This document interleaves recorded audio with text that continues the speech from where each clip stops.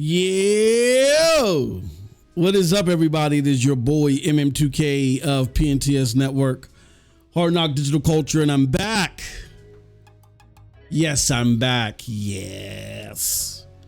With some more NRO mic check. Jesus Christ, I almost forgot the name of this damn show. This is a show where we talk about the latest and greatest in gaming news, but we focus on a particular subject. And man, oh man, oh man, this one is going to ruffle some feathers. Why? Because I'm going to make the case in contrast to something that I haven't done for the last few years. I'm going to ask you to try to understand in somewhat of a sympathetic fashion what Xbox is trying to do. And I'm going to ask you to try to actually see where this could benefit gamers to a degree. That is totally against everything that I've been talking about when it comes to Xbox the last few years. But the last few days have really set an epiphany off for me. See cold blood. And I'm going to try. I've taken some time to think this out and bullet this out. I'm going to try my best to get you not only to understand my epiphany and why I've gone from this state of mind that I've previously held so vigorously against Xbox to where it's more sympathetic in tone. Now, believe you me, I'm not saying that Xbox is my preferred experience. I'm not saying that. That's not the case that I'm making for. If you walk away and you say, oh, because of the revelations that you put in front of me, now it is my preferred experience. I mean, that's all to you. But whether Xbox is your preferred experience or not, I think is embedded in your DNA. There's no set of events or conversations that can be had to make you one way or another appreciate or like a subsect of things happening in gaming. Like there's two types of gaming DNA. I'm going to be coining some new, what do you call those? I'm going to be coining some new phrases here. We'll put it like that.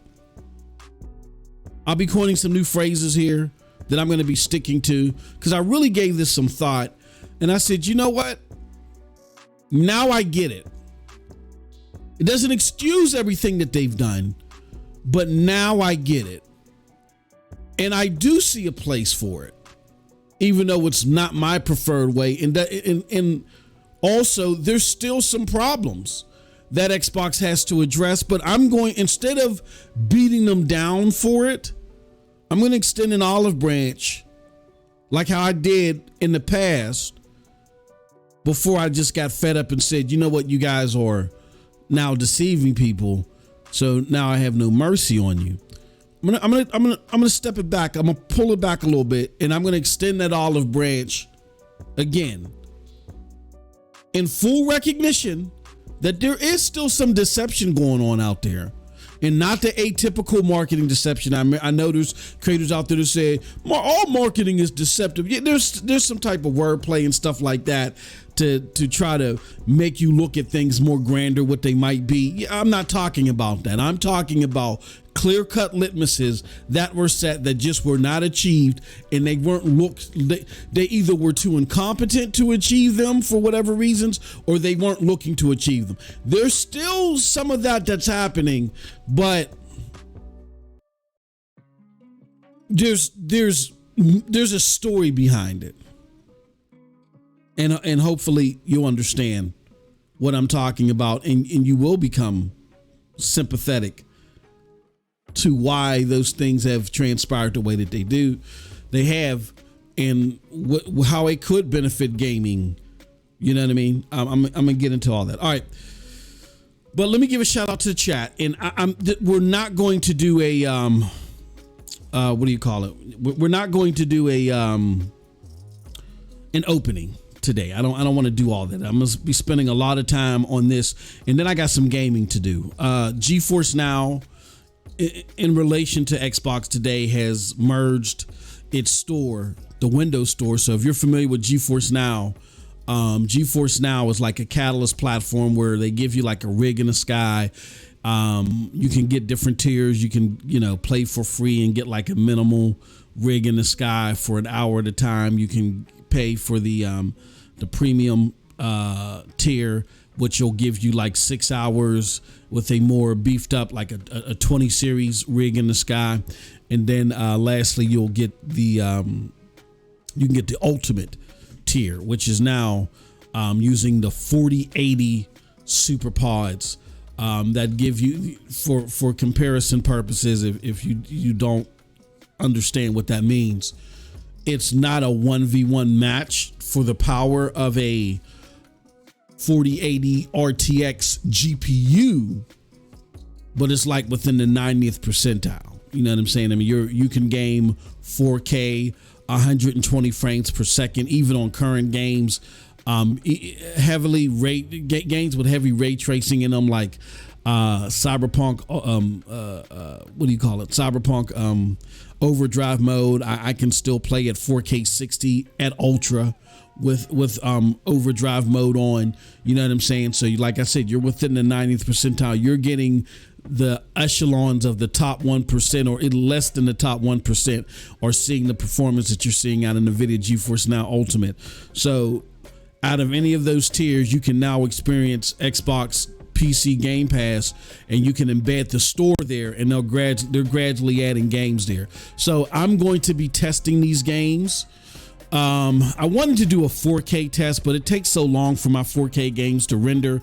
So I'm going to be doing a 1440p test of these games. I'm going to play through them. You can see what they look like. And then ultimately, I'm just going to do like a chop shop of them in a more segmented video. And we're going to be doing all this on Cloud Dosage today. We're going to be doing this on Cloud Dosage, so stay tuned. After this, I'll be hitting the Cloud Dosage doing that.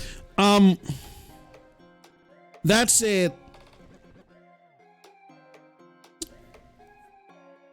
what I'm hoping we understand is that there are different types of gamers. And I'm all for services or things to try to add benefit to those types of gamers, as long as it doesn't take from the other.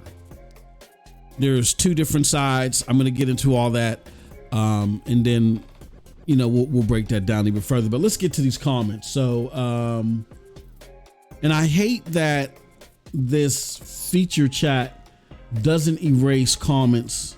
It takes the comment has to be 24 hours old for it to be deleted. I don't like that. Cold Blood says, I'm a level 7 medic on Remnant. You're slacking, buddy. I have not had a chance to game. I had another appointment with my son this morning. Talking to doctors.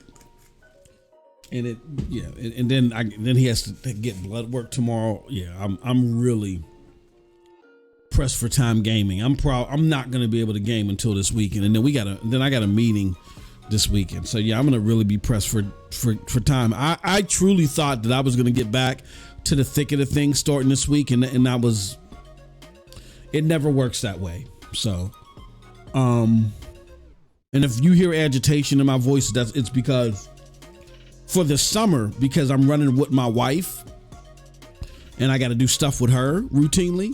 While my son was having his issues, he was staying with one of my daughters, so they could watch him at night and check him out and things like that. And he's not doing the things that he's supposed to do. And it just agitates me because I'm surrounded by people that the answer is this, but for whatever stupid reason you want to do that. And it's frustrating. And I, I made myself known that you have a problem and that's fine, but we're not going to exasperate the problem by you doing stupid stuff while the doctors were there. So I let them know we're not going to keep playing this and asking these questions and getting these answers. Like, this is what you need to do. You just need to do it. That's all. That's the school I come from. You can sit there and whine and wallow about whatever happens after the fact. Just do what you're supposed to do. And it's because of that, things get prolonged, things get extended. I got to be in the hospital even more because people don't want to do what they're supposed to do. And it's not challenging. It's people want to talk all day. Everybody wants this is why I said this on the with the doctors there. And I said, when I went to a doctor and a doctor said, hey, Mr. MM2K, this is your ailment. This is your problem. Here's the solution. Let's try this. And if that doesn't work, then we're going to go to step B. You know what I did? I took the thing home, did exactly what they told me, and then we would rinse and repeat if there had to be a step B. Not people nowadays. Nowadays, people, they want to get a remedy and they ignore the remedy and they just want to complain about the ailment. Oh, I got to do this and I got to do that. And then they end up doing stuff that exasperates the problem even more while just leaving the remedy there. I can't relate to it, but I let everybody know. Because this is something that's coming from my wife's bloodline, I guess. I let both of them know. I'm not going to be sitting here all day trying to be the voice of reason when all you got to do is just pop this pill. Literally, that's all you got to do. If you pop this pill at this time, we're going to see things go in a different direction. If you don't do that, I can't help you. So, yes. I am a horrible father, a horrible husband, because when I don't get the game because of stupid stuff like that, yes, I get verbally abusive. It's stupid to me. I can't relate to it. I can't relate to stupid reactions to stuff. If there is that's like if you were in a I don't know. I'll just put it like this. Anything that happens to me that is a threat to my life, my immediate reaction is to deter the threat. Then I can sit there and whine and cry about, I can't believe that happened to me. I can do all that later. Right now, I'm dealing with the threat. I don't have time for this. We're using these doctor sessions as therapy instead of you taking the remedy that they're prescribing to get rid of the ailment. It's like you want the ailment to exist so you can have something to complain about. And I can't relate to that. So, and it's affected my game. So I don't like that. Anywho, enough with that. Back to the comments. Cold Blood says, no, Xbox is dog-ish. Now, hear me out. You'll understand what I'm saying, Cold Blood. I think you'll even relate to this when I break it down. Xbox is pulling the Sega move. Not quite. That's what I thought too. It's not quite. Not quite. There's a lot of publisher-esque stuff that's in here, but there is an ecosystem that they want to maintain. They don't want to just put, here's what I'm saying. They don't want to just put their stuff, they don't want to just be a third-party publisher. They want to be everything. The problem is for us, the hardcore gamers, is do you want to be everything or do you want to be great at everything? Like, let me give you an example. I used to use this comparison all the time. GE, General Electric. You know, when you get a General Electric product, it's going to be a solid product, but it's not the best. Sony's better. In this regard, Samsung might be better in this regard, but GE's everywhere. So you know there's like a level of standard that you're going to get. It's not going to be the best price. It's not going to be the biggest bang for your buck, but you know it's going to work. It's not going to generally be defective. It's going to do its job.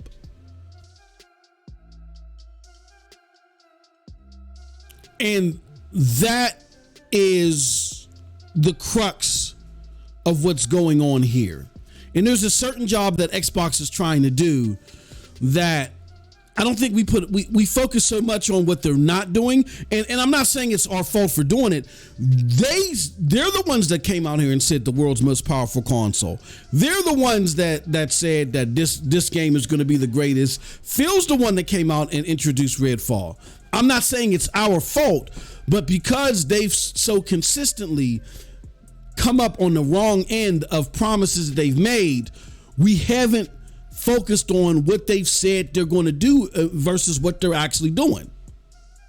We've looked at those lofty promises and just focused there instead of looking at what it is that they're really trying to do. And again, I'm not going to blame solely us for doing that, because they've said other things too. But their strategy is more clear than anything. And I think it's time to just look at just forget all the lofty promises that they've made, that those of us that are not fanboying or that are not ignorant to what Xbox can actually execute. Though there are those of us that when we hear stuff, we're like, you're not going to be able to land on that. That's not going to be successful. You know what I'm saying? We know better. We know better because of experience. We know that they're just placating to a particular crowd. But there are things that they're doing at like that GE level that could benefit gamers. So we're just going to break it down, all that stuff down. Xbox's problem is he said Xbox's problem is existing. Xbox's problem was the perceived reason for it to exist.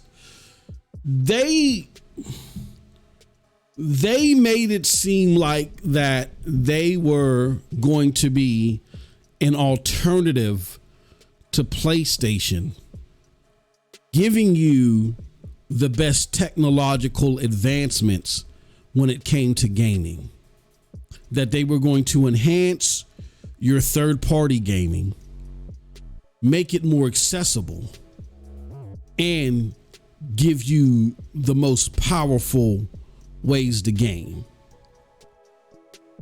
2 out of those 3 are completely false. But they've stuck to 2 out of those 3 because it was placating to what the old Xbox was able to do and the old expectations. And a lot of the core people that are there now, still they're simply around because they just have this belief that Xbox is going to get to those old expectations, and we got to have like a coming to Jesus moment. But that's not saying that Xbox has no value in gaming. But if those things that are non-existent at Xbox, if you're sitting around waiting for that, and that's your primary thing to wait around for, like you're tolerating, capping so much for Pentiment and Grounded. You've been doing that because you're like, this is going to be the beginning to OG Xbox 2.0. If that is your thought process, you have been fooling yourself for many years. Again, not to say that what Xbox is looking to change to doesn't have a value to you. But most of the people that I see capping on social media, the large content creators, they're capping because the high end technical revolutional part that makes up AAA gaming, they're looking at Xbox to rival PlayStation again, like they did in the 360 era, in that fashion. And we got to have a coming to Jesus moment about that, because things are not going to happen the way that you expect. It's as simple as that. Is that a bad thing? No, it's not a bad thing. There's been bad faith comments made that shouldn't have been made, that have reasonably tricked newer people and those just unaware of this regime's legacy. But for those that have been around as long as I have, they should know better. And we're just going to break it down. That's all. He says they didn't do a single thing right. Third party struggles. First party is barely existent. And they talk about its Series S in all of their marketing. It depends on the premise that you're looking at it through. Cold blood. I gave you 3 litmuses. I said the promises that Xbox made were centered around the biggest and best technological advancements and to enhance your gaming. The biggest and best technological enhancements to your gaming. Affordable. Pillar 2 is affordable, accessible gaming, no matter where you're at. And then pillar 3 is the top performing, mind-blowing output when it comes to gaming. Those are the 3 litmuses. 2 of those 3 they did fail at. 1, not so much. But when you look at that 1, you got to realize that their actual goal is to be everywhere like GE. But if you're thinking they're going to be everywhere and be the best everywhere that they're at, you may be setting the expectations too high. Because for you to be a Microsoft and for you to survive, like, look, here's the deal. After Microsoft is averaging around 15 billion a year. I mean, Xbox is averaging anywhere between 15 to 16 billion a year, right? Look, for the sake of numbers, let's just say 16 billion. They're averaging 16 billion. When they get Activision Blizzard, that's going to be like another 7 to 8 billion, right? So that's going to put them still under PlayStation, but very close to PlayStation. That's not a bad place to be without having to invest so much into AAA genre defining games every 5 minutes. Like, PlayStation's goal is to bring you the biggest and baddest and fairly some of the most expensive experiences out there routinely. That's not what Xbox is trying to do. They're trying to reach customers in many places so you can access their ecosystem anywhere. That's Microsoft's goal. They want to bring you familiar, likable titles, also other experiences that may have caught your eye that you were interested in, but under normal circumstances you couldn't afford to try through Game Pass. Now, is it going to be the sharpest 4K? Is it going to be true? Where they get themselves in trouble is the true 4K 60 monitor and, monikers and world's most powerful this and talking about teraflops. That's where they get themselves in trouble. But they do that because they're trying to placate to a certain group because they need to. We'll get into that. But I wouldn't say that it's a complete failure. They have the mind share of a particular demographic. It's just that they've hidden who that demographic is in a cloud of non-transparency. And I think it serves, they feel like they have to do it, but I think it serves them better to just be straightforward and honest. This is our market. And we feel like you're part of that market and you may not even realize it. That should be their argument. Jonathan says, I'm grabbing the torches over my Series S-ish, not having co-op or BGS. But yeah, that was a surprise that they changed on it already, but it was done because Baldur's Gate 3 is so big. They, you know. All right, we're going to get into the show. Give me 1 second to fix something, and then we're going to get right into it. Give me one moment.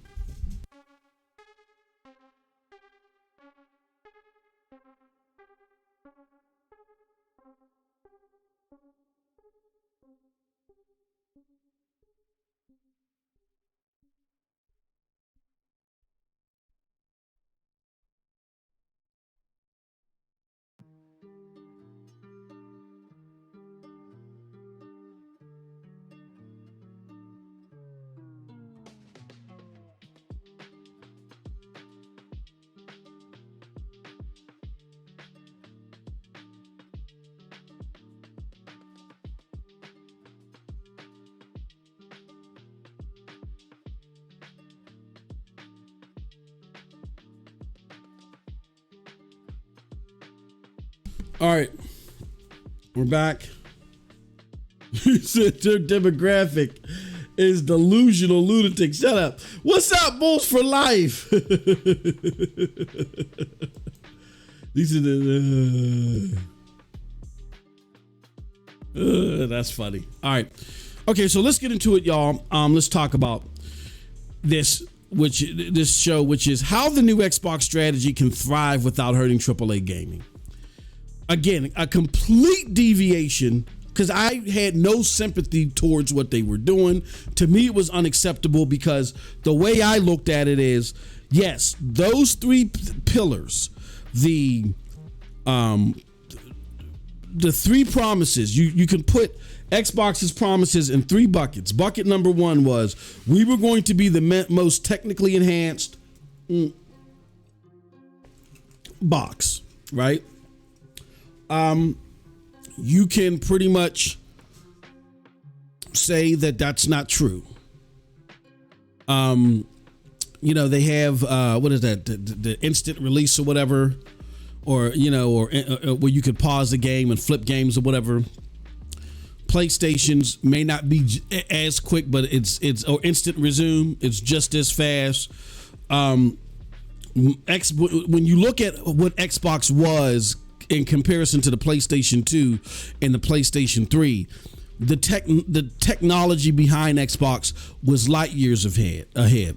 Under Phil Spencer, that's changed. Even when Donnie D was there for his slight time, it was still light years ahead. The problem was, you know, Digital Foundry comes in and ruins you over pixel count and frames. You know, you're like 1 or 2 frames less than the PlayStation 4. You 180p is missing. It's the end of the world. But as far as everything else that the console could do, and the console was capable of, the online services, you were still years ahead of PlayStation. You've always kept that gap. Well, under Phil Spencer, they've lost that edge. Xbox Live or Xbox On Live services, whatever they're going to call it, now that Xbox Live is dead, it's no longer dominant and way more secure and reliable than PlayStation. There are no new technological enhancements to it or additions to the experience that you're like, oh, okay. You know what I'm saying? If anything, you see PlayStation doing more, where I can go and play my friend's game. You know, I can take over their controller and play their game. You know what I'm saying? Stuff like, there's more technically enhanced stuff. Now, whether how they land, if you think it's great or if it's corny, that's one thing. But they're attempting a lot more over on the PlayStation side than they are the Xbox side. If anything, now you're seeing Xbox trying to copy their UI and do different things. The DualSense, even though numbers show that the Xbox controller latency is the best out there, PlayStation's isn't horrible or bad at all, and the DualSense is so much more advanced. Like, they're doing way more from a technical perspective than Xbox is. VR, PlayStation VR, VR2, this new handheld that's coming out for the remote play people. You know what I'm saying? Again, you can sit there and say, oh, this lands, this isn't great or whatever, but they're attempting more stuff. That's what technologically affluent companies do. They're attempting more things to enhance your gaming experience, where Xbox isn't. They gave you a low latency controller. They gave you quick resume. That's it. They talk about this velocity architecture. It's a lot of sly terminology to placate to the hardcore crowd, but it doesn't result to anything significant. So, and that's why you don't hear them talking about velocity architecture anymore. So that isn't true. I'm going to skip to Pillar 3 because Pillar 2 was delivery of games, making them accessible where you are. I'm going to skip 2. Pillar 3 is the most performant console, or giving you the most performant output that you can get. And people were expecting that not only out of the console, but out of cloud, right? The console has failed. The console, a lot of these content creators that are Xbox approved, Xbox didn't go to critique them, or they didn't go to correct them. As a result of saying these things that were false, they flew them out to Redmond to brief them even more. And they come back with even more propaganda. But after saying things like there's going to be 40 to 50 frame deltas between the Xbox and the PlayStation, and the Xbox and the PlayStation are splitting hairs when it comes to new generation games. Old generation games, sure. The PlayStation is not as performant as the Xbox on old generation games. Why? Because PlayStation said, when they said they believe in generations, that's what they really meant. They believe in putting our focus and putting when we put our money where our mouth is, when we say 4K 60 and all that other stuff, we're not talking about what we can do with old games. When Xbox told you that the Series S was going to be a 1440p 60 or 1080p 60 box, they were talking about with old games. They weren't talking about the current system. PlayStation, in other words, they put all their chips in the next generation. Okay, maybe we don't go back and make all of our old games 60 frames per second. Maybe we don't do all that stuff that Xbox is doing, because we built a new generation console for the new generation. So now that we're totally in the new generation and people are stopping to make games for the old generation, and we're 3 years in, like I've been saying, I've been trying to tell a lot of my new gamers, after the 3-year mark, that's when it's all about the current generation. Now that we're here and you see the PlayStation and the Xbox splitting hairs, and I can get a box that you can reasonably argue is edging out the Xbox, not because when Digital Foundry does a comparison, Xbox has a slight edge maybe in a resolution, and it's like there's more games where Xbox has the resolution slight than PlayStation has the frames. Like, not because of that, but because the simplification and the power of the box is so powered with PlayStation that we're getting more AAA developers that are settling for that box. Nobody has to compromise anything. Like when I get my digital edition PlayStation 5, There is no compromising on split screen or any of that. There's no compromising. PlayStation balanced the power and the capabilities and the output, all that stuff that came with the box. They balanced it out well enough to where I was going to get great power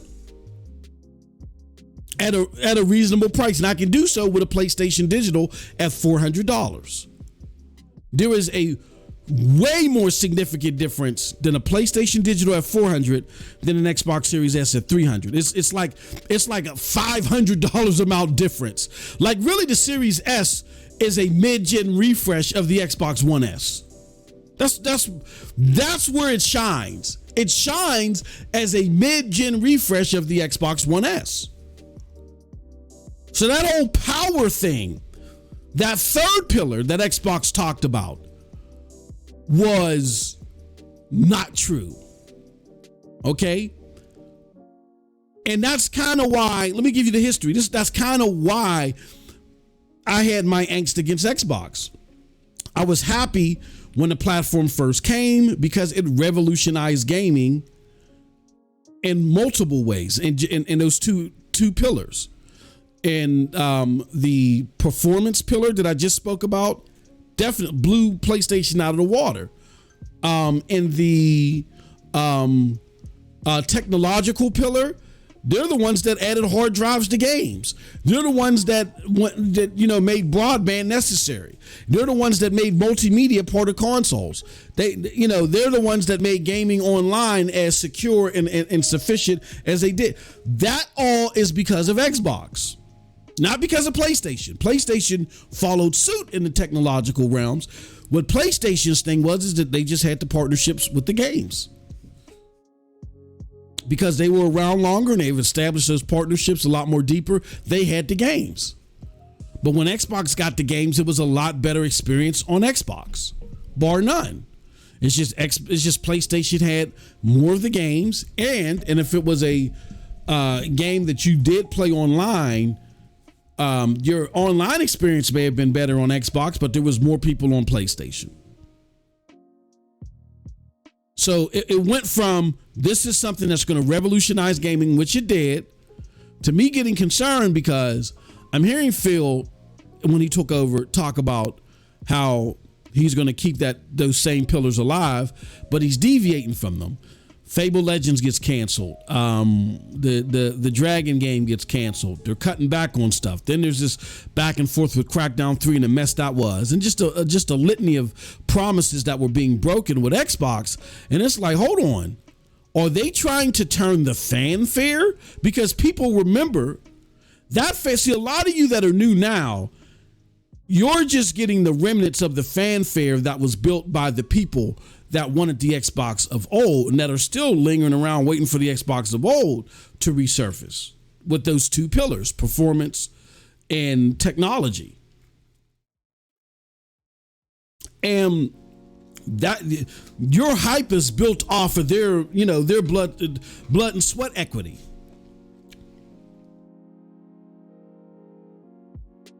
And those people are still lingering around expecting that to happen.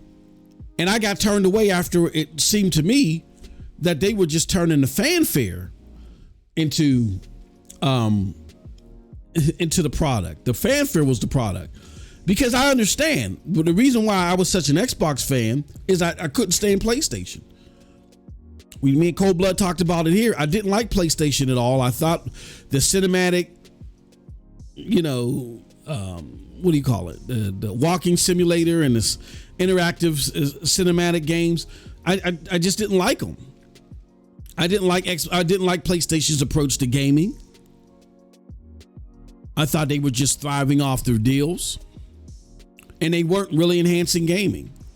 The best thing that they did was with the PlayStation 3 and the I forgot the OS that they had for the PlayStation 3, and they had to draw back on that because they didn't thoroughly think that through security wise. And then that became a whole big mess. Other OS is what it was called. So I didn't like the PlayStation 3. It was an abomination to me. The PlayStation 2 was a necessity because if you wanted to play the big ticket games, you had to play them on PlayStation 2. There were these new and exciting, innovative games that were being developed on the OG Xbox. But if you wanted to play the big ticket games, the Grand Theft Autos, the King of Fighters, and just the big games, you had to go get a PlayStation. You know what I mean? Remember that. Remember me saying that, because now we're going more into OG Xbox territory. I'm going to explain. In this generation, but I'm gonna get into that. So then I started turning away from Xbox because it seemed like to me that what they were doing is they were surviving off the hype, off the empty promises. And then I became an advocate for transparency. My thing was like, look, under Phil Spencer, they've been deceiving gamers so long, milking them because they're telling them, oh yeah, we're going to get back to that form. Those two pillars, the technology and the performance, we're going to get back there. Those are going to be the main pillars of what we do. The world's most powerful console. I fell for it. I got my Xbox One X at launch. I was there at the midnight launch for my best friend, who's my business partner right now. He don't play video games. Well, he plays Madden. We'll go back and forth in Madden and boxing. That's it. He don't play video games beyond that. He don't do the Halo and all that stuff. He just plays sports games. But he was there with me because my car was down at the time, and he drove me. I said, yo, can you drive me? He's like, yeah, I got you, bro. So he drove me to the midnight release. He's in the line cutting up, laughing at the other nerds, just being silly and stupid. And I got my Xbox Xbox One X, brought it home. I actually did an unboxing where I hit my face, and I was going to put that live on air, but something was like, nah, don't do it. Don't do it. Because I'm worried about my job saying, oh yeah, we recognize that hand. We knew you were MM2K, and then I got to go through all this legal stuff or whatever. So yeah, nah. So I didn't do it.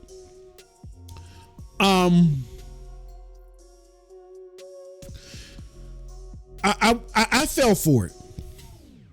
I fell for the okie doke because the world's most powerful console moniker, where they made it seem like all the developers had to do was just develop the games as normal, and the Xbox One X was so powerful it would do the rest. Then God of War comes out, and on my PlayStation 4 Slim, now let me tell y'all something. This is where I got hit with the epiphany, because all I was doing was reacting to the monikers that were told and sold to me by Xbox, which were also reinforced by the content creators that they kept patting on the head and they kept endorsing, right? I said, you know what? PlayStation games are one and done. I said, this new God of War looks like the same thing. It looks like it's just a God of War's take on Uncharted, which in many ways, Uncharted, influenced, you know what I mean? Over the shoulder, puzzles and stuff like that. We're not going to lie and sit there and say that, Naughty Dog hasn't laid the groundwork to PlayStation game. We're not going to say that, but there's that groundwork, but then there's that whole outer shell that makes each individual game its own experience. Don't get me wrong. That being said, that's why I said this God of War is going to be nothing, right? So I did this thing. There's this place called Aaron's, where I don't know if you guys are familiar with Rent-A-Center. You can rent things like if you don't have the money to buy something outright, like appliances, electronics and appliances, you can go to Rent-A-Center and rent and put money down on it every week for X amount of years. The thing is, it's a ripoff, because by the time you get done paying on said item, yeah, you may only be paying $5.99 a week on it, but by the time you're done paying that $5.99 a week, that $300 PlayStation, you end up paying $1,000 for. That's how they make their money. You know what I'm saying? So what I did was I went and got a PlayStation 4 Slim. That was the cheapest play. I think it was $200 retail. But I said, you know what? I'm not even going to waste the $200 on it. Trust me, I had it. I'm not even going to waste the $200 on it. I'm just going to go rent it from Aaron's. I'm going to pay, it was $8 a week, excuse me. I said, I'm going to pay $8 to rent a PlayStation, beat God of War, and then trade it in for an Xbox game. Because this is how nothing it's going to be. You know, I ended up having that PlayStation for 5 months. That's how detailed and how much fun I was having with God of War. But at the time, that's when I think my wife first started getting sick or something happened.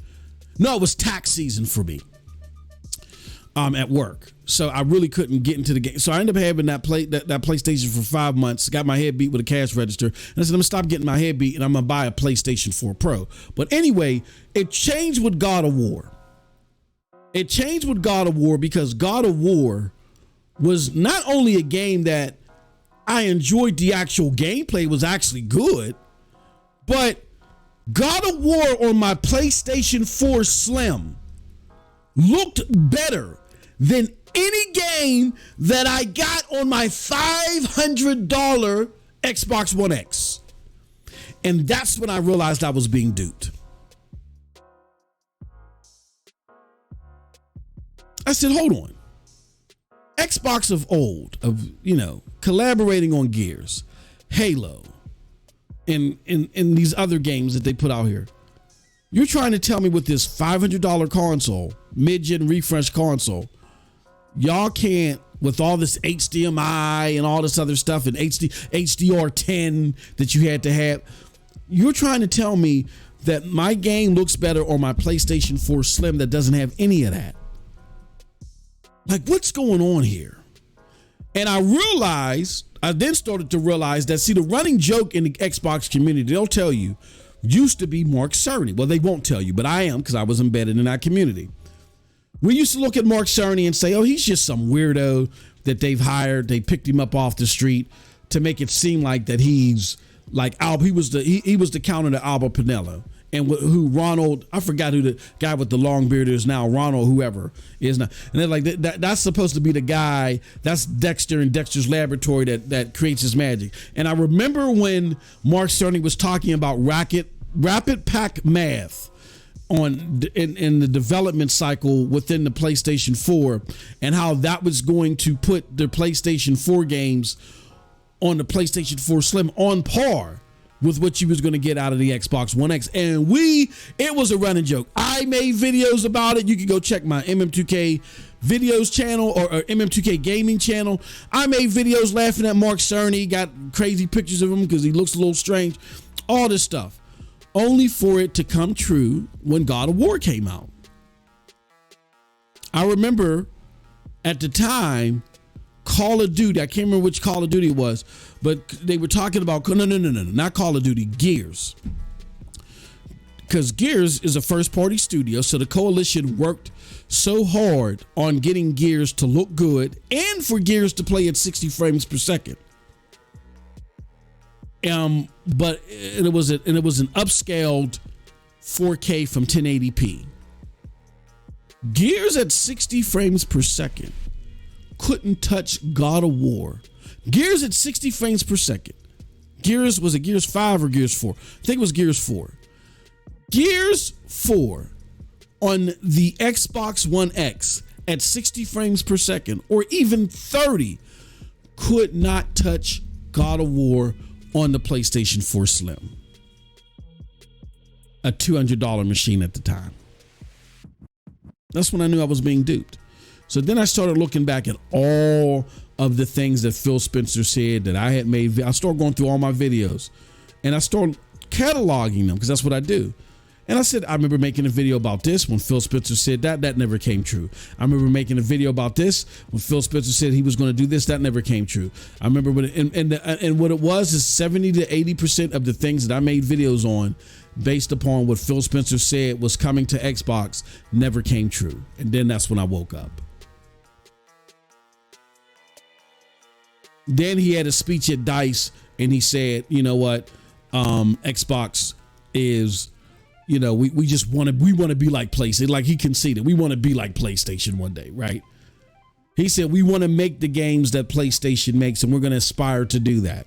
That was another promise that he made at DICE 2018 or 2019, right? He gave the keynote there and he made that. And now they've totally changed from that to they want to just give you a plethora of really cool games. Okay. So again, there's people that were hanging around because of what he said in 2019 and like, okay, Xbox is coming to the Xbox of old. And now they hear that they just want to make a plethora of cool games, and they ignore that. Like, no. That was a Freudian slip, or the media is trying to misconstrue. So they don't want to absorb it because they've been strung along so long because of what was promised to them that, they don't want to believe it. So that's my history with Xbox. I was happy. I became concerned. I was turned away, and then I became an advocate for transparency. I know people listening to this and like, well, where is the positive stuff? It's coming. Now, why were people mad? Or why was there angst in the first place? Well, Xbox, again, was supposed to be the alternative to the cinematic PlayStation.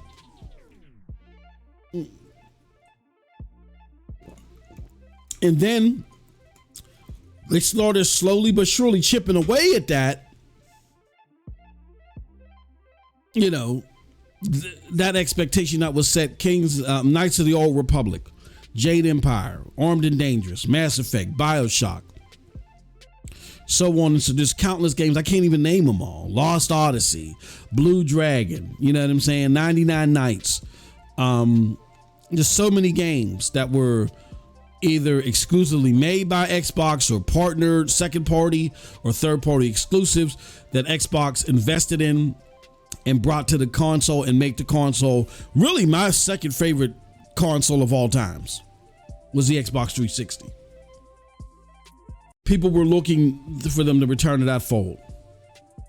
But then slowly but surely that started to erode. Phil kept making promises. No, we're going to bring that back. But then he started chipping away at the pillar, saying it's not all about guns and bullets. And, we were like, it's not, we know it's not about guns and bullets. The 360 wasn't all about guns and bullets. They had an array of hardcore games and, family oriented games. Like the Kinect was family oriented and that was successful. So Phil, it's not about guns and bullets, but hardcore gaming is at the core, and you guys are like denouncing it now, and then the broken promises. So that's why people were mad. But here goes the part where we start looking into the why that was happening, to where I didn't have an appetite for it before, but now I understand why.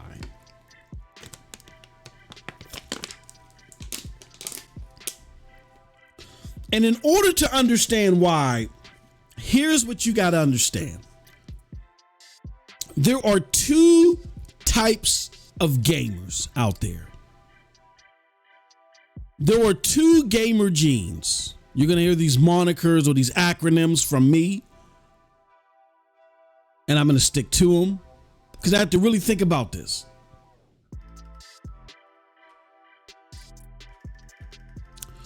And that is, the two types of gamers are, I like to call them, one type is the ETT. So if you're an ETT gamer, and ETT stands for enthusiastic to try. So those are the gamers that, like, for instance, okay, I'll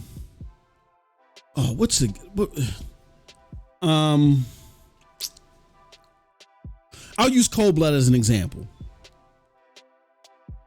Like, Cold Blood may not, like, Remnant 2 wasn't on your radar, right, Cold Blood? But as you started seeing some positive things about it or whatever, you were enthusiastic to give it a try. Same with Baldur's Gate. Enthusiastic to give it a try. Is it going to be your number one game? Like, for instance, you're not getting Baldur's Gate. You're going to wait till it comes on PlayStation 5, right? Cold Blood. Like, you didn't run out, but you want to try it. Like, there's all those. Like, for me, it was Atomic Heart. I looked at Atomic Heart, gave me what's it called vibes, and I was really enthusiastic to try. For me, it's Final Fantasy 16. I'm not a Final Fantasy fan, But now that I've seen gameplay and enthusiasm about it, I'm enthusiastic to give it a try. That's one I look at. I'm like, oh man, I want to get at a try. There are gamers that, for them, the number one thing is they're enthusiastic to try new games. When it comes to gaming, that's the number one thing. They're enthusiastic to try different and new experiences. So those are the ETT gamers. The second type of gamer is the YFC gamer, which stands for yearn for the compelling. A yearn for the compelling, a YFC gamer is someone that they get their rocks off. They're most excited when they have a stellar game, when they have a BioShock, a Baldur's Gate. Like they're waiting for that experience. It's not like they're just simply excited when they come across that. And they're wondering, I wonder if they are yearning. They want that compelling experience. Okay, BioShock was phenomenal. Developers, you on notice. We need to have another one of these sooner rather than later. You know what I'm saying? Like, figure it out. Uncharted 4, or Last of Us 2, mind blowing. I need, we need another compelling experience next year. You know what I mean? What's the compelling experience next year? Every year they're looking for the compelling experience. What is the experience that's really going to take gaming into the next stratosphere? That's at the top of their to-do list, is to be compelled by what gaming can present. Not simply trying other experiences. Now, I'm not going to say that one gamer DNA is better than the other. I'm not even saying that you can't have multiple gamer DNAs. Like, I have both. I am enthusiastic to try, different games. You know what I'm saying? That may catch my eye. I'm like, oh, that looks different. That looks interesting. I want to get at a shot. And I'm looking for opportunities to where, because I'm on the fence. I want to try it. It's kind of, but I'm not 100% sure I want to dive totally into it. I'm not compelled, but I want to try it. I do have ETT and DNA in me, but I'm a YFC gamer before anything. I yearn for the compelling more than anything. Every year, I'm looking to see what is going to be that compelling experience. And this is where we start going into the differences of the Xbox PlayStation experience and where the Xbox experience does have a place.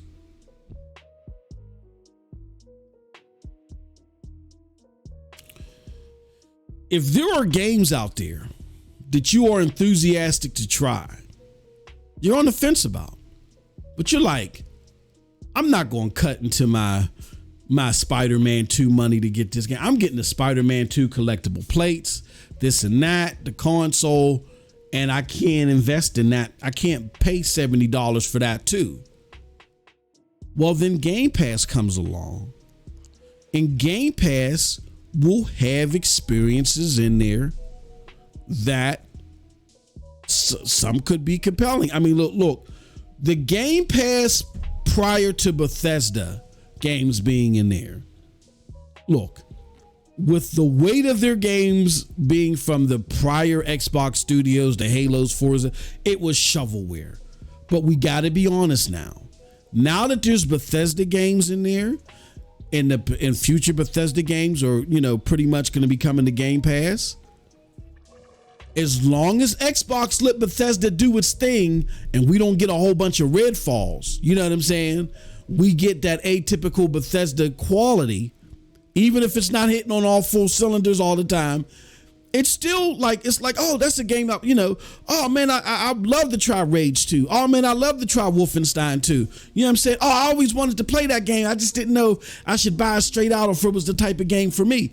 Bethesda can really jazz up Game Pass and make Game Pass really a value to those that may be on the fence for Bethesda software games. Another prime example for me is I'm kind of on the fence, but I'm more like less off the fence with Starfield. I'm confident it's going to be a good game, but is it going to be worth my $70? I don't know, especially with this whole AMD thing. But now that it's on Game Pass, and now that I might be able to play it day one through GFN, if this current trend that happened today with the Windows Store now being integrated, if they make Starfield available day and date or within that first week, that is a fire proposal.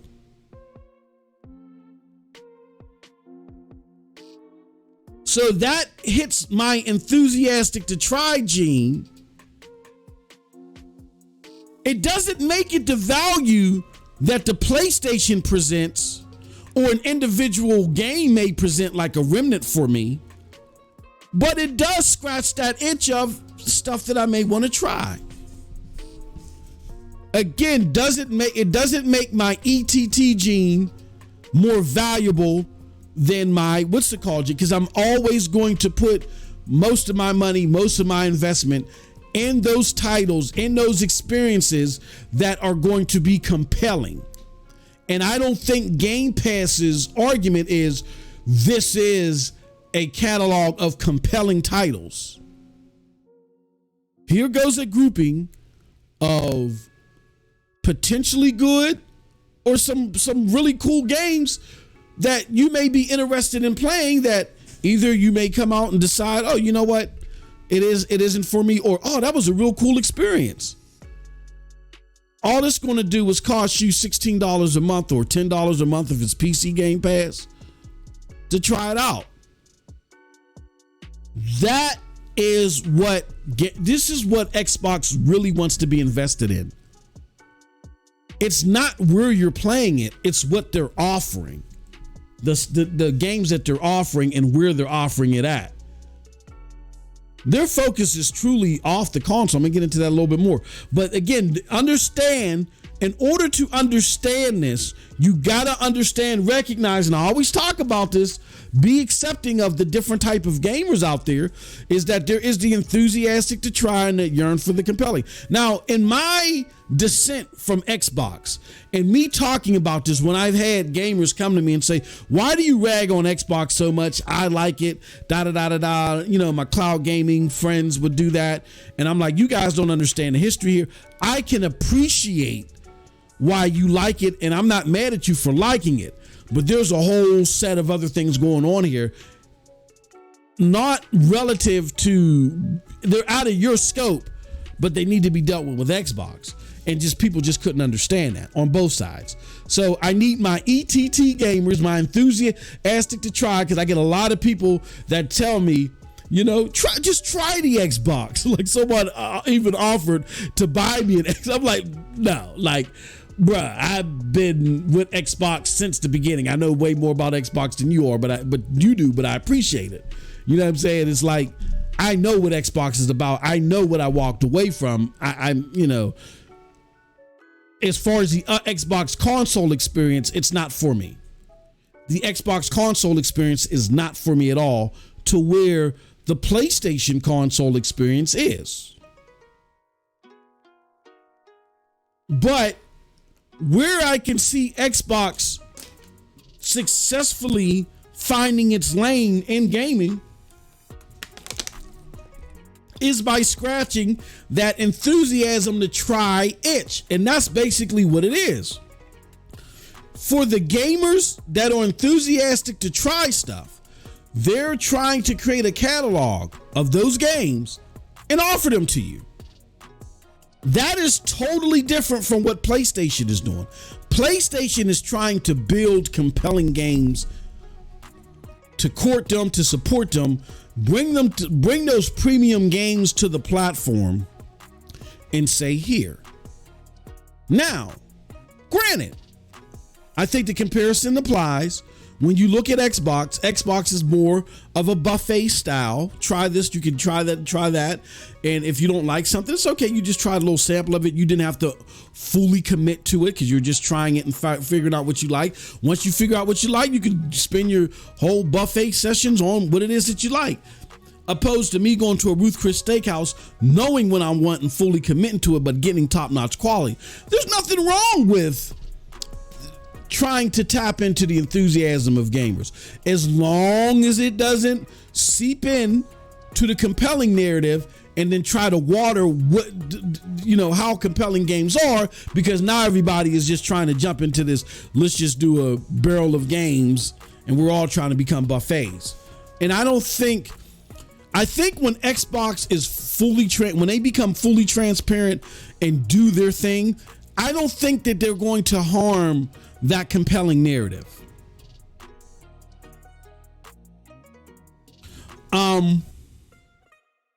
You can have both elements, but every gamer has one element that is more dominant than the other. I came to Xbox because my yearn for the compelling gene or element was more dominant than my enthusiastic to try. I had both, but the YFC gene in me was more dominant than the ETT gene. So when the compelling content started to go to the wayside, that's when I rolled. For those that are new or that remain because they are ETT gamers more so than not, you're in the right place. And you have the right leader in Phil Spencer. Phil Spencer has both. He is compelled by the ETT element. How do I know this? Because the speech that he gave at DICE, not the one where he talked about he wanted to be like PlayStation, but where he talked about what compelled him with gaming. And then he said it was just playing games with his dad, trying different games with his dad, trying different experiences with his dad. That's what got him into gaming. Phil Spencer, I feel, has both genes as well. He's an enthusiastic to try gamer, and he yearns for compelling games as well. But his ETT gene is way more dominant than his YFC gene. I think that's why he's run into those situations where he's played games like Crackdown, he's played games like Redfall, and he's like, oh, okay, these are cool experiences. I can't wait to get them out here. I'm going to promote Redfall. Because to him, Redfall, as cheesy or as incomplete in certain areas as it was, it's a cool gaming experience. So let's put it out there for people to experience. When your yearn for the compelling gene is dominant, then that's unacceptable. But if your YFC gene, if you have it, is not dominant, you can't relate to that, because it's just all about putting the experience out there and letting people have at it. But then it's like going to Ruth Chris Steakhouse and getting a steak that's 90% fat. You know what I mean? You're like, I didn't pay for this. Where's the quality at? Where you're looking like, hey, it's still, the meat that's on there is good. Just cut the steak out, or just cut the fat out. You know what I'm saying? There's different expectations depending upon which gene is more dominant. And I think that Phil Spencer has both, but I think his enthusiasm to try stuff gene is more dominant. That's why he can play games like Crackdown. He can introduce Redfall, put him out there, not really understanding the backlash he's going to get, because I don't think what Phil understands is when you sit here and you placate to the hardcore, you got this hardcore base that's still waiting for the Xbox 360 glory days to resurface. And that's not what you're about anymore. So when you say stuff like Redfall is going to be this and that, and you talk like it's going to be a compelling experience, and it's not, you have brought down, you've really taken those YFC gamers of Xbox that are still there, and you put them on an emotional roller coaster. You've let them down.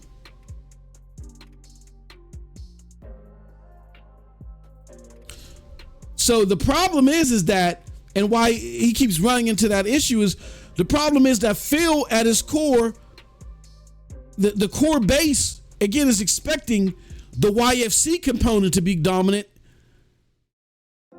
and he keeps placating to that. But you know, it's not us as the gamers. We're just listening to what's being said. They're the ones out there saying, him and Sarah Bond, Starfield is the biggest is the biggest RPG, or the what is the word that she used? I can't remember.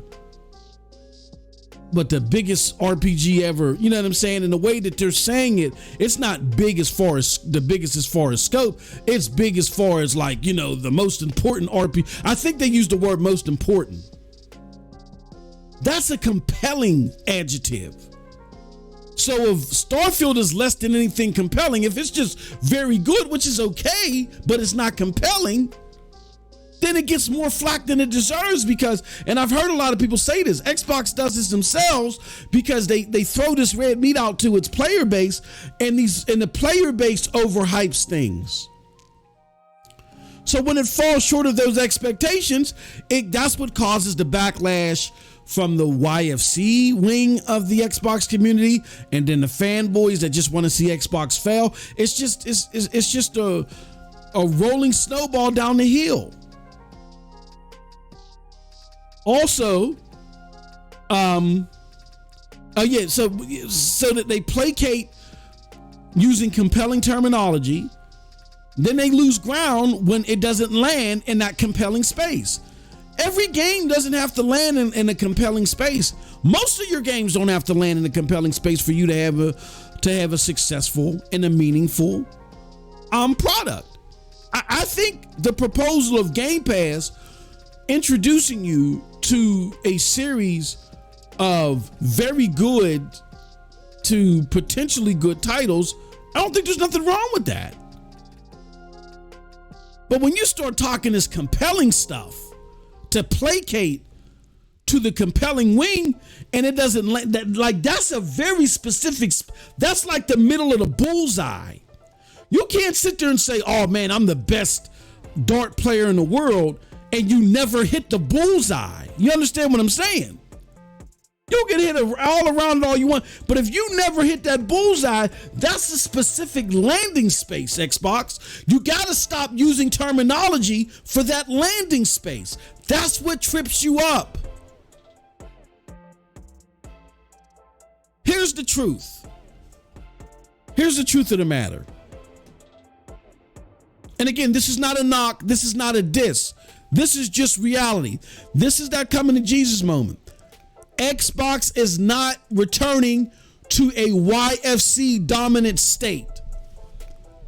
They're not returning to making a regular output of compelling games.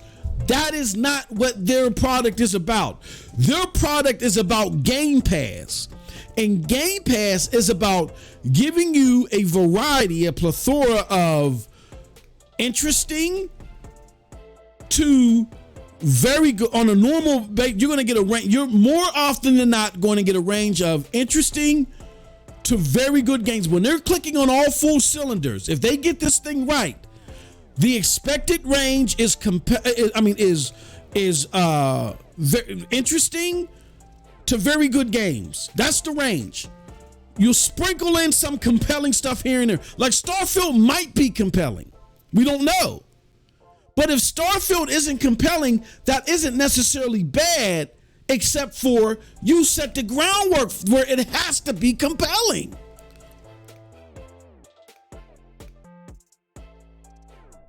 So I'm not saying you're never going to see a compelling title in Game Pass. Yeah, you will. They have Bethesda there. Elder Scrolls 6 is going to come out. Even if Starfield doesn't land on the compelling spot, Elder Scrolls 6 might do it. They have Blizzard potentially. If that deal closes like it likely is, Blizzard might create something that's compelling, right? It's just that they're not going to be putting games out at a compelling pace as PlayStation is. PlayStation is going to dominate the compelling output space because that's their focus. That's not Xbox's focus. Xbox's focus is more volume based and as far as exposure is concerned. So people may look at that and they may say, MM2K, you're capping. You're trying to sound nice, but you're trying to downplay Xbox. Okay. Well, let me show you this.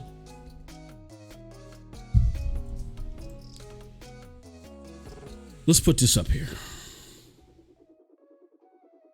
All right. So this is from my brother, Post Up. Shout out to Post Up.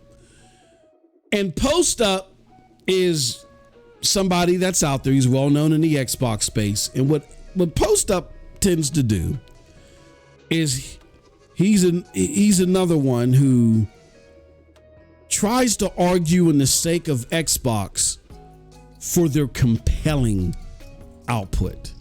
He tries to make the claim that Xbox is going to get back to that old school of compelling titles. These titles are going to be fantastic and great, and they're going to hit that bullseye. They're not just going to rack up a whole bunch of points around the bullseye.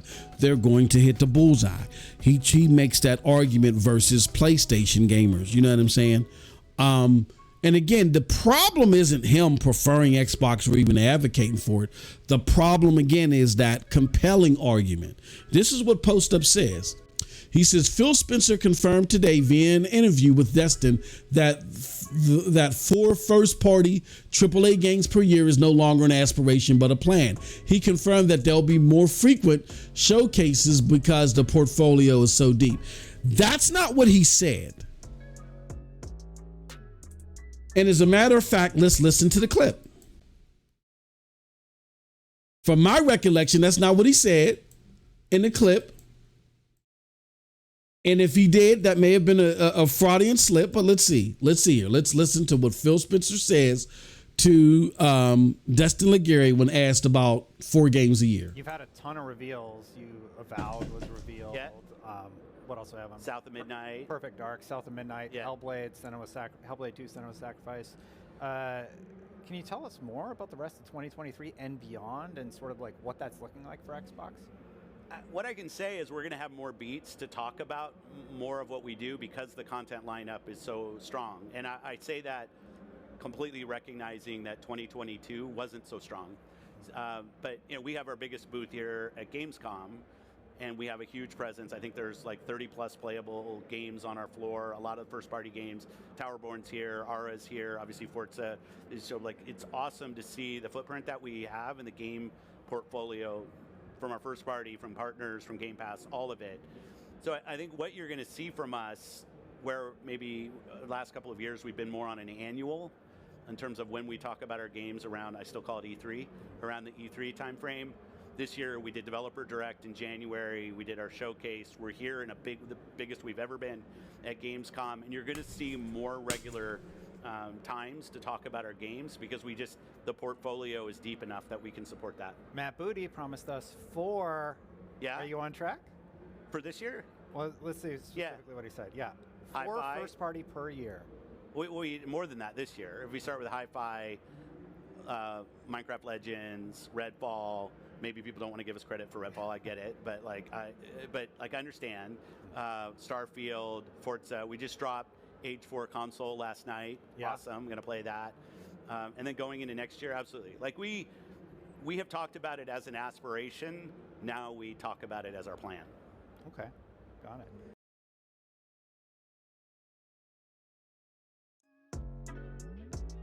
You heard it.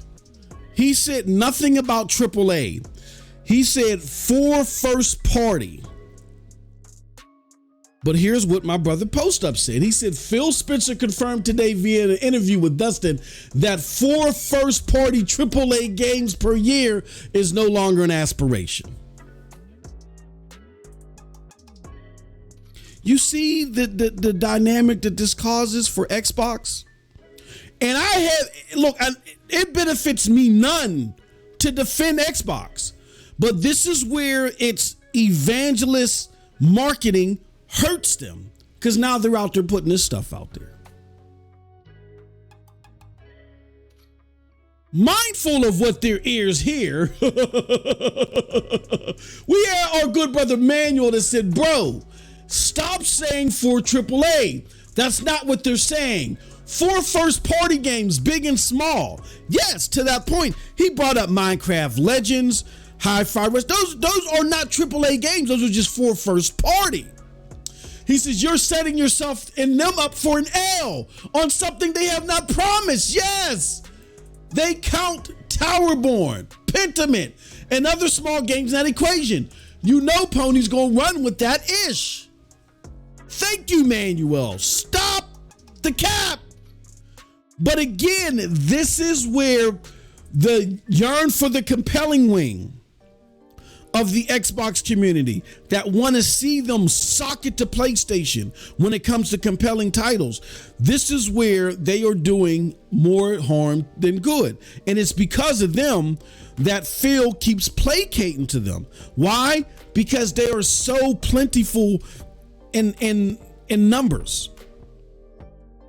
Like most of these Xbox shows, the dominant ones, these are people that are YFC gamers. They talk about the specs. You know, when you think of RDX and Cold Eastwood and them, they talk about the specs and the big ticket games. They're not including really the indie games in that equation.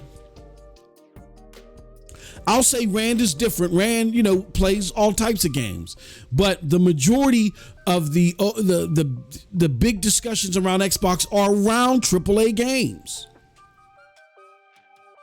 Now that they'll take a win wherever they can, and they'll talk about the indie games when they rank high. But their arguments time after time is that Xbox is going to have the more compelling games.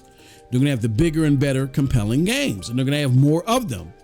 So that's why you see people falsely say things like for first party AAA games. This is that compelling wing of the Xbox community. That, like this one reader said, is setting them up for failure, where they have to placate where Xbox is now forced to placate to these people because they are so influential in the community. But that's where their evangelist marketing has come back to bite them in the rear end. Thank goodness my brother Manuel was on it. He says the original quote from Matt was 4 AAA per year per quarter, if I'm not mistaken. He says, I don't think so. But if he did, it wasn't smart. Games move and shift. Also, the clip you posted, Phil just says games, not AAA. So he's like, bruh, what are you talking about Matt Booty for? You're talking about, we're talking about what Phil said. And let me, excuse me. Let me bring up this other tweet that accents what was being said.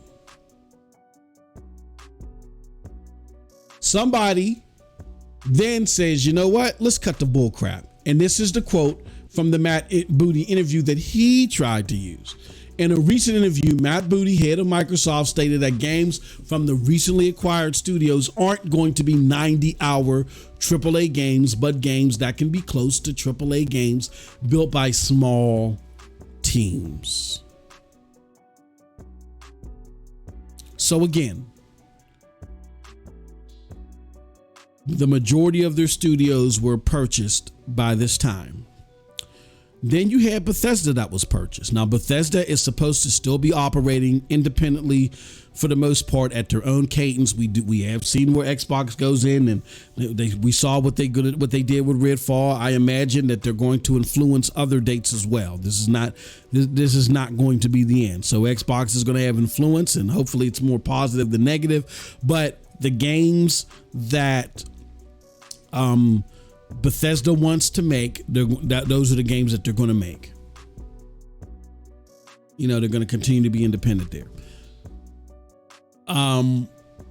So those could be small games, big games, whatever.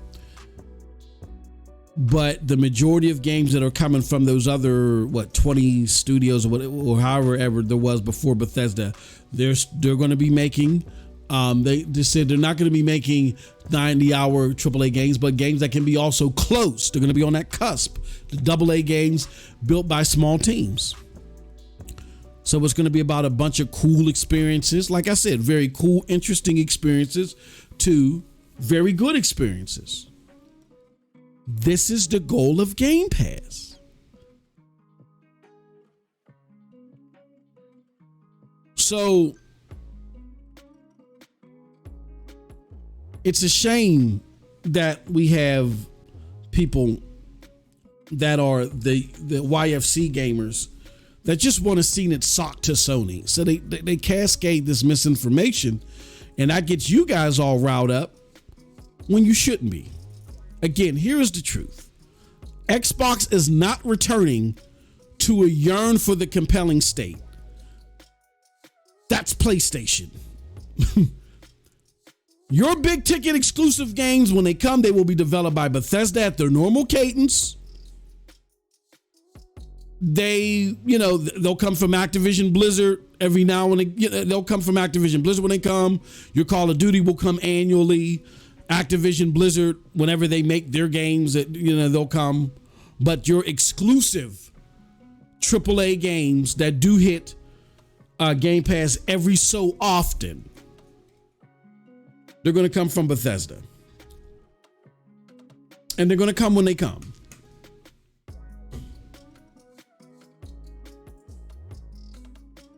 All right.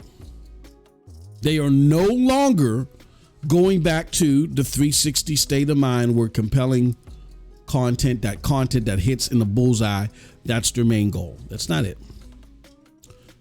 Also, what has to be understood is, as far as the hardware is concerned, they want to be everywhere you go. They want you to, wherever you go that can play Xbox Game Pass, they want you to play it there. So it's not about the capabilities of the hardware to them. Again, they're placating there because they have to, because their core base right now is riddled with YFC gamers, right? But hardware in the form of the most powerful console is no longer a priority. Oh, MM2K, you're capping. Oh, am I? Let me show you this. It says the Xbox Series S phase out is something Spencer can't see, but he may budge on feature parity. As we all know, Baldur's Gate today announced that they wasn't going to have split screen for the Xbox Series S, but games still for the and that's because that game is just so huge. And the Xbox Series S is such a bottleneck that even the hundreds of Xbox developers that they sent out there couldn't resolve the problem. So therefore, for the game to come this year, they're going to omit split screen on the Series S. All right. And it says, Phil says, I don't see a world where we drop the S in terms of parity. I don't think you've heard from us or Larian that it was about parity. I think that's more that the community's talking about. There are features that ship on Xbox Series X that do not ship on S, even for our own games, like ray tracing that works on X and not on S. So for an S customer, they spent roughly half what the X customer did, but they understand that it's not going to run the same way. I want to make sure that this is the more important part. I want to make sure games are available on both. That's our job as a platform holder, and we're committed to that with our partners. And I think we're going to get there with Larian. Hence, and this was before the announcement was made today. So I'm not overly worried about that, but we've learned some stuff through it. Having an entry-level price point for console sub 300 is a good thing for the industry. I think it's important. The Switch has been able to do that in terms of the traditional plug into my television consoles. I think it's important, so we're committed. Look, the Series S, simply put, is their biggest hardware. That's the biggest entry point to grab people to add people to Game Pass and add people to their ecosystem, is their console. If they can do it through the S, which is less expensive to make, I presume, I think they lose less money on the S than they do the X. If they can do it through the S,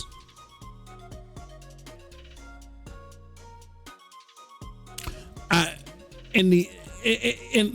the S still underperforms, and the S still performs as a bottleneck. As long as it doesn't hold games off the platform, they'll do it. Now, where it starts to hold games off the platform, they're going to utilize. They're going to make whatever adjustments they have, especially if it's a big game.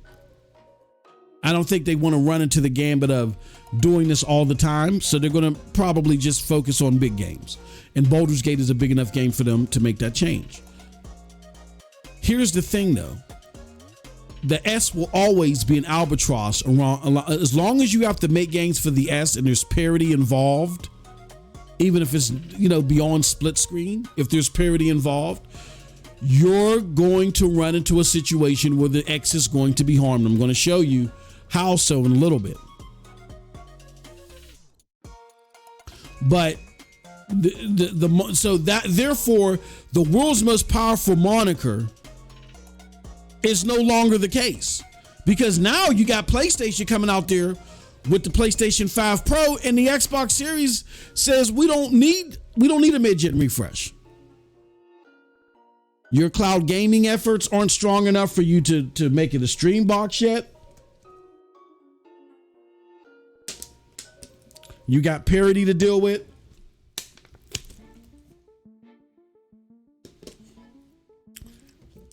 You're in a bad way.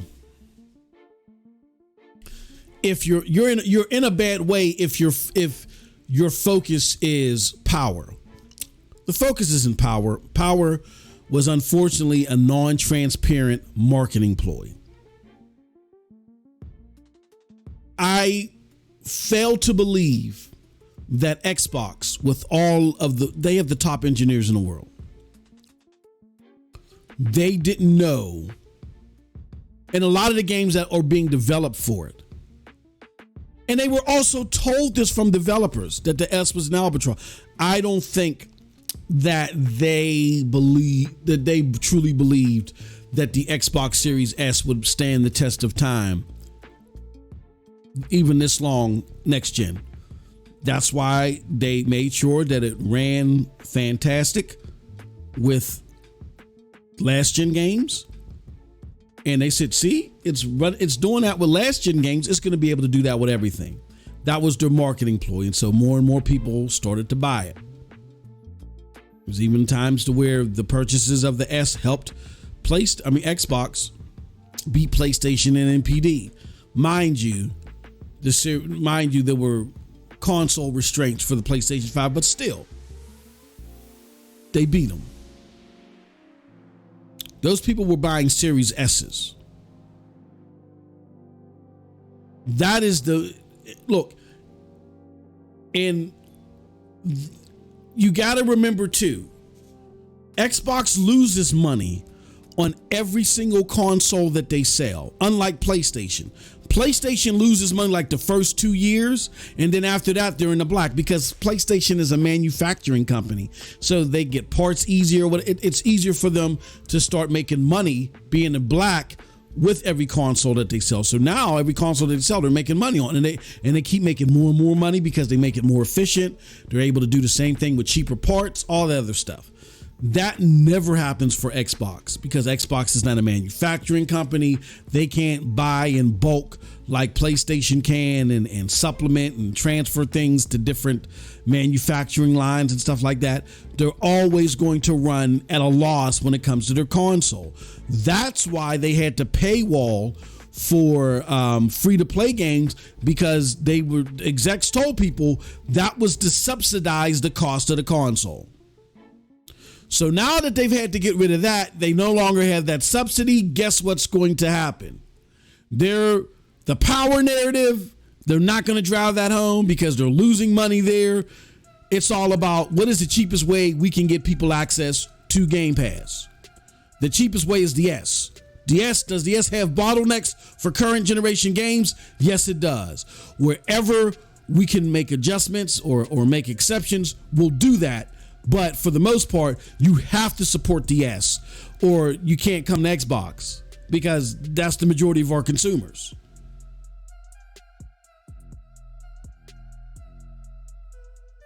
They lose money on each console, unlike Sony, all the time. The most powerful SKU is always the least selling. The Xbox Series X is the least selling. The Xbox One X was the least selling. That's just been the way that it's been under Phil. Their release of the parity clause will only go to ensure a popular game doesn't miss the lineup. Hence Baldur's Gate 3. I hear grumblings about, oh man, there's a lot of headroom with the series. On paper, there is. As long as there's a Series S parity for native play, meaning they're not going to flip the switch and just make the S a stream box. Until they make the S a stream box and people have to develop for the S natively, you'll never see that headroom. And believe you me, PlayStation knows what the headroom is for the Series X, and that went into the development of the PlayStation 5 Pro. So the PlayStation 5 Pro will be the most powerful console this generation when it releases, and it's not going to have any competition. So when you talk about power, it's going to go to PlayStation. Some may argue it's already there because games aren't skipping the platform. Here's something else I want to show you when it comes to understanding what Xbox's approach is, opposed to what the YFC, the yearn for compelling gamers, are trying to pull over your eyes. And unfortunately, what Xbox has done to placate to those gamers. This is from Alex Donaldson. He is a video game critic and assistant editor of VG 24/7. He has been quoted in stating that at Gamescom, the common theme from devs off the record, absolutely slating, downgrading, and being negative about the Series S. It's a great value little machine, but developers despise it, man. He says Xbox needs to think hard and fast about the policies around making sure stuff runs on both machines, whatever they are, and consider the possibilities of the Series X exclusive features or even games. They're not just talking about, oh man, I can't get split screen to work with. They hate developing for the Series S, period. It's a bottleneck. So they're not just talking about features. They're talking about games too.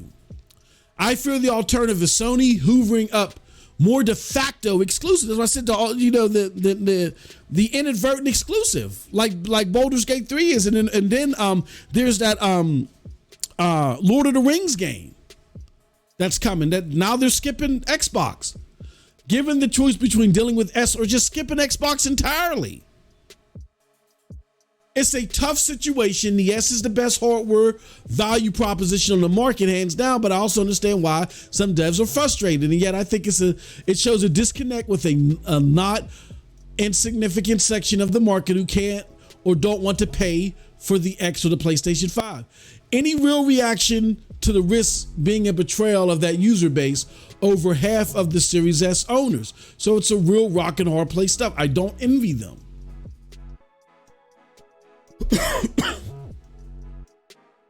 This is coming from people talking to the devs. You guys were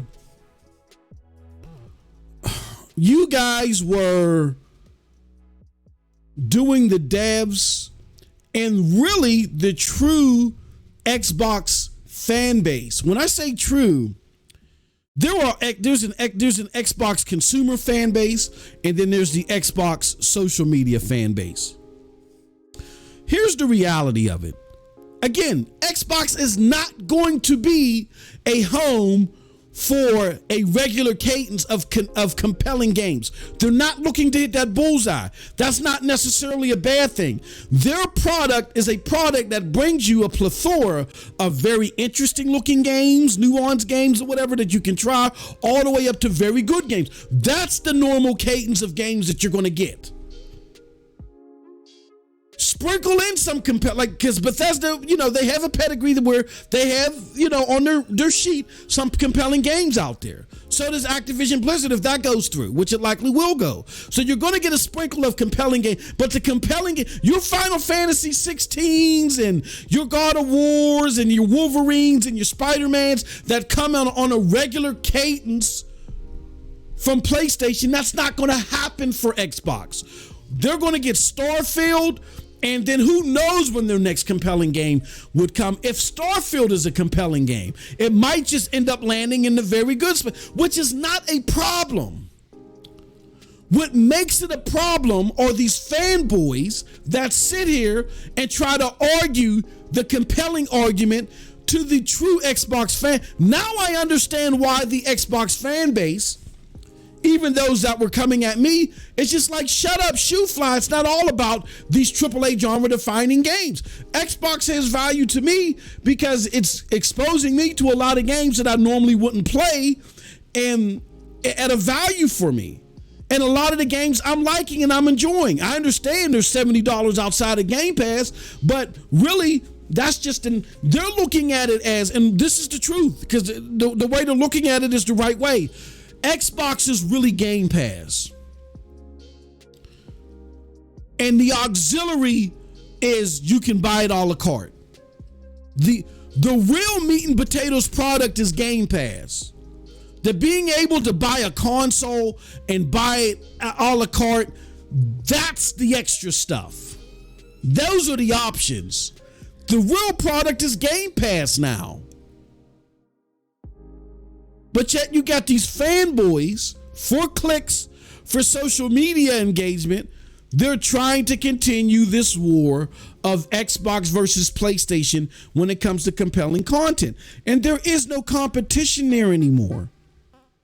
Xbox has gotten out of that lane and they've gone into the lane of creating a product for gamers who are enthusiastic to try. Their boss is an enthusiastic to try gamer. So the fact of the matter is, y'all, if you haven't realized it, and really before I get to that, here goes just some more statistics. 70% of the people that bought series consoles have Game Pass. The growth is in PC. And a lot of those people don't care about 30 frames per second. They just want the access to the games because performance is not a big deal to them. I mean, yeah, you can sprinkle in some of the compelling titles that could potentially come from Bethesda, that could potentially come from Activision Blizzard. But the console really is the option now. It's just a bridge to the gamers who won't stream and or want decent performance at below the maximums of a PC. So if I want to play a game, and I'm like, the Series S is fine, but I want better performance in the Series S, but I'm not willing to shell out what a PC offers. I'm not willing to go that high. Then yeah, you can go get a Series X for a couple more $100. I mean, yeah, there's going to be some bottlenecks because of the S, but it's going to play better.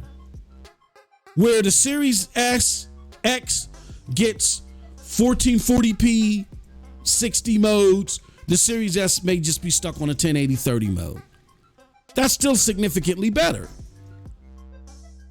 It may not be what a PC's offering, but it's significantly better. Is it the best option always out there? No, because you might run into a situation where the PlayStation can do better.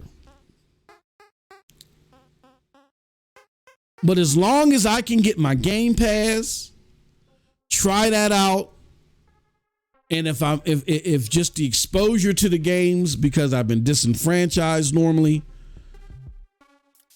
30 frames per second ain't that big of a deal to me because I'm a casual gamer and I'm just trying this stuff out.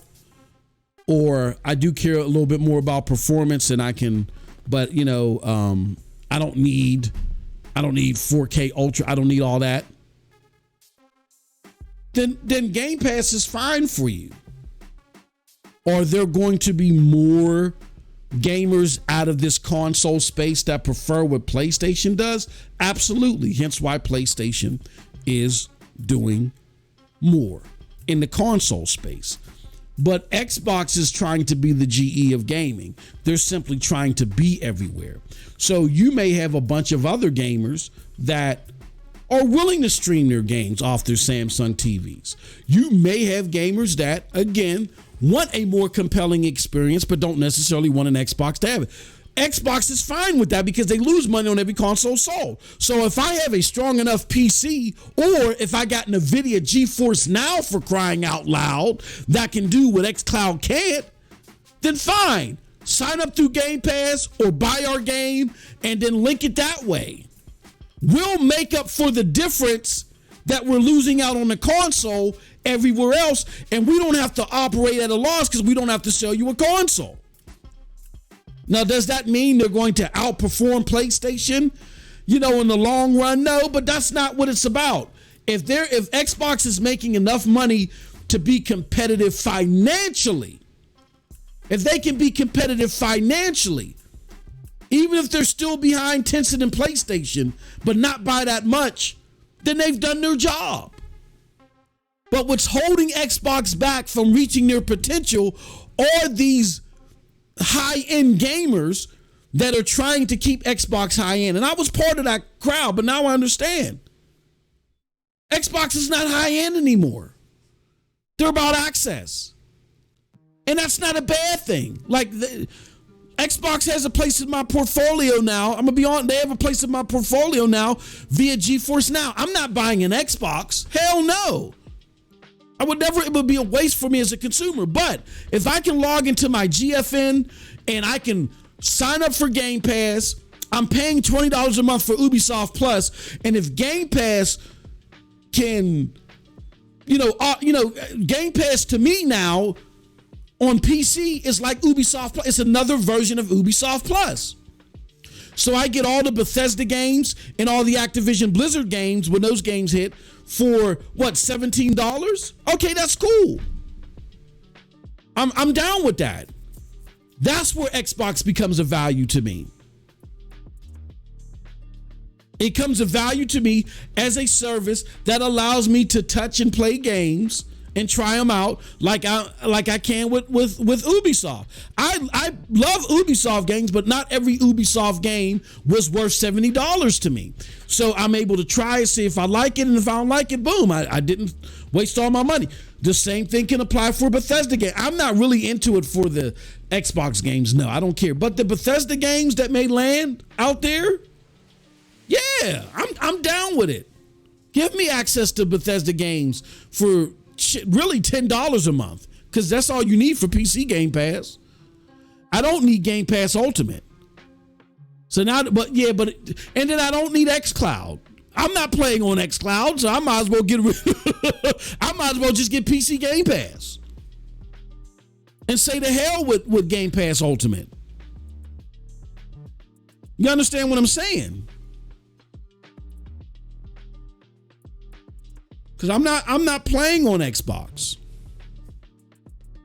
I'm never playing on a console, and I'm not playing through their cloud service. Hell no. Now, granted, there may be games that are on xCloud that may not make it to GeForce Now, and that's fine, because it's a never was to me anyway, because I'm a high-performant gamer.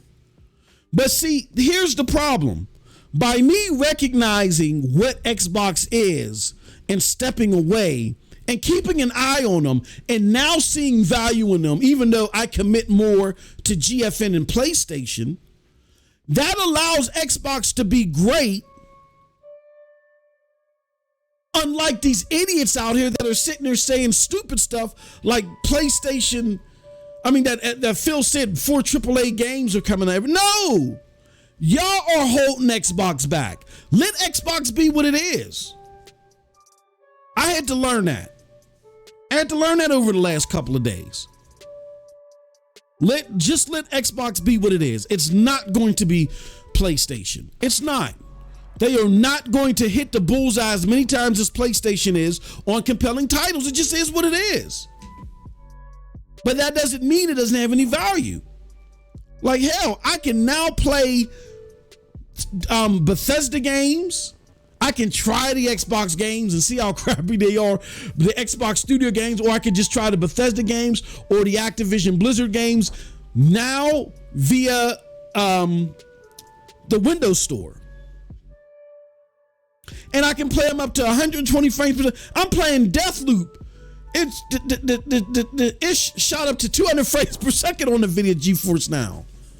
as a gaming hub like Ubisoft Plus, Xbox Game Pass has value as a gaming hub.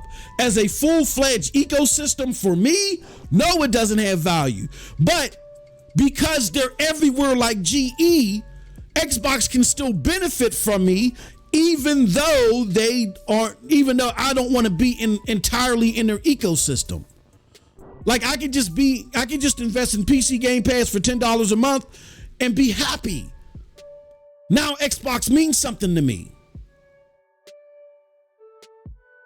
I think what we got to do, y'all, for the high-end AAA gamer is we just got to let it go, man. Gotta let it go. Xbox is not going to compete with PlayStation for high-end gaming. The fact of the matter is, if you want high, compelling, AAA genre-defining gaming at a regular cadence, like a couple of games every year, you got to get a PlayStation. And I wish it wasn't that way. I wish there was a competitor to PlayStation to keep them sharp, but it is what it is. You got to get a PlayStation.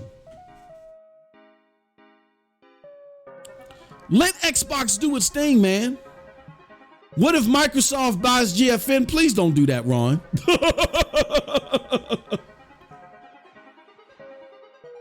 Please don't do that. Hold on one second.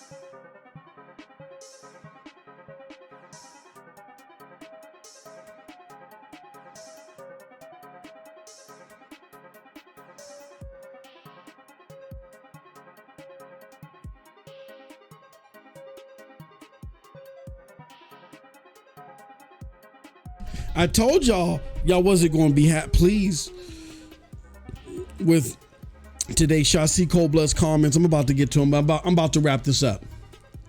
So again, if you're a YFC gene, if you're a yearn for compelling gene is dominant, like how it is for me, you got to get a PlayStation. And you're a console gamer, you got to get a PlayStation. You just have to. And or if you like the AAA cadence that's coming out of Xbox via Bethesda, if that tickles you fancy, then your ass better get GFN Ultimate. Because here's the kicker. You can run GFN Ultimate on your Xbox. So what you could probably do is get Game Pass. You'd have to get because you got to play online. You got to pay to play online with Xbox. So I would get Game Pass Ultimate, which sucks for y'all console gamers because I can just pay $10 and get PC Game Pass. But you can get Game Pass Ultimate, get GFN, integrate the Windows Store, and play the PC version of the Xbox game through GFN and get 60 frames per second. You can do, if Starfield, do you understand? If Starfield launches day one on GFN, you can play Starfield 60 frames per second on your console. You're gonna have to do it through GFN. And GFN right now has a special through AT&T that you can get 6 months free of GFN Ultimate.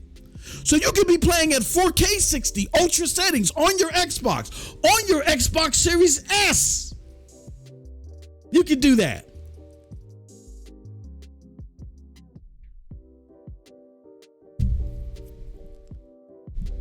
You might like y'all know.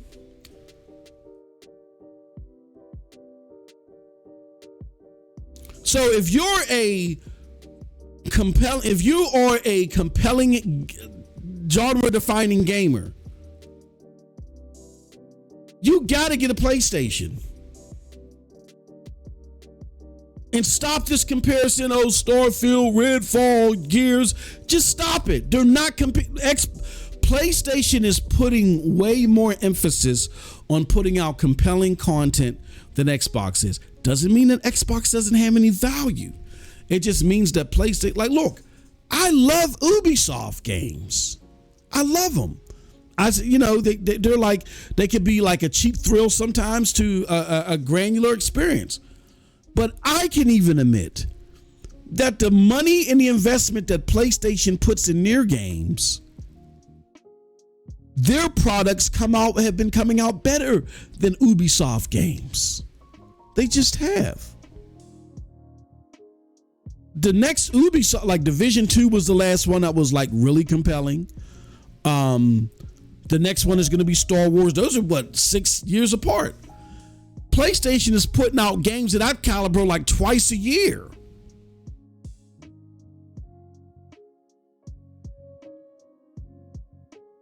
But I love Ubisoft Plus. It has a place.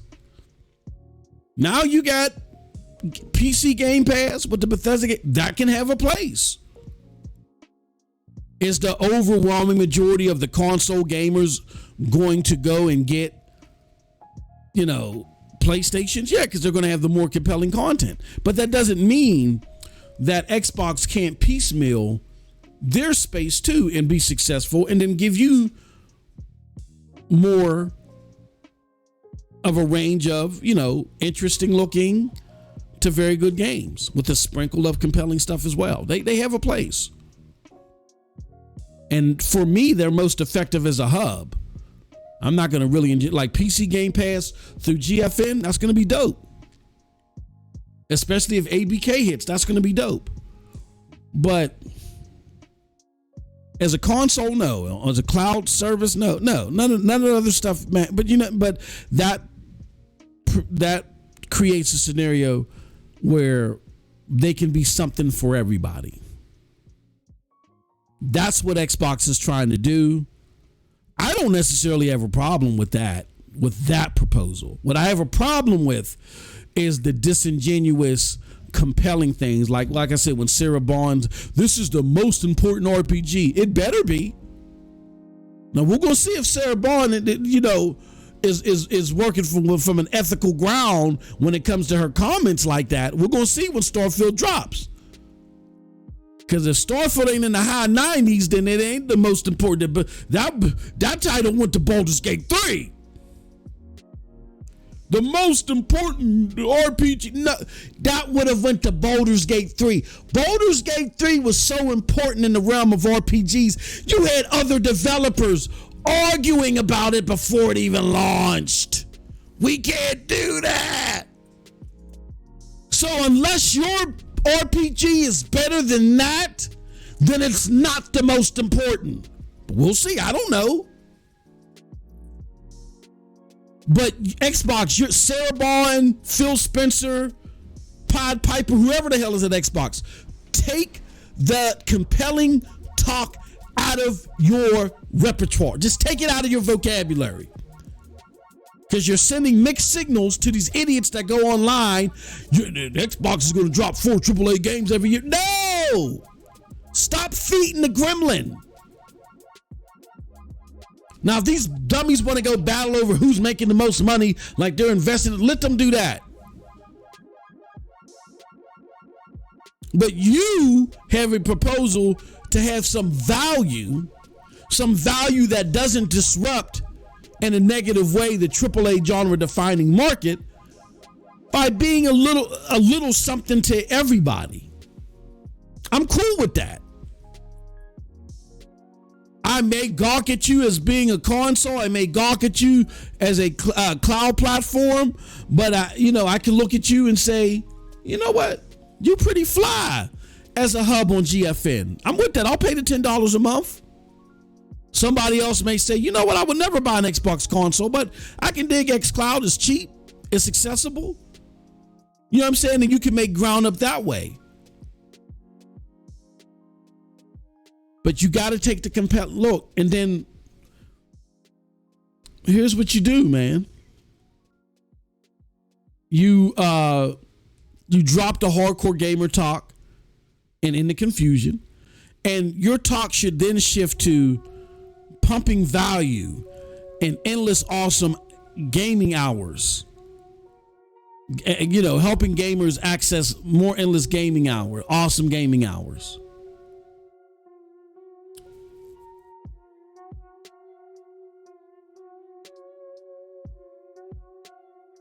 And then what you're going to have to do too is, when it comes to Call of Duty, if you get Call of Duty, I don't think Call of Duty alone is going to attract people to Game Pass, because if I'm a casual gamer to just buy 2 games a year, I'm looking at Game Pass, which is going to be like $210 a year, versus Game Pass Ultimate, which is going to be $210 a year, versus me just buying my 2 games, which is $140.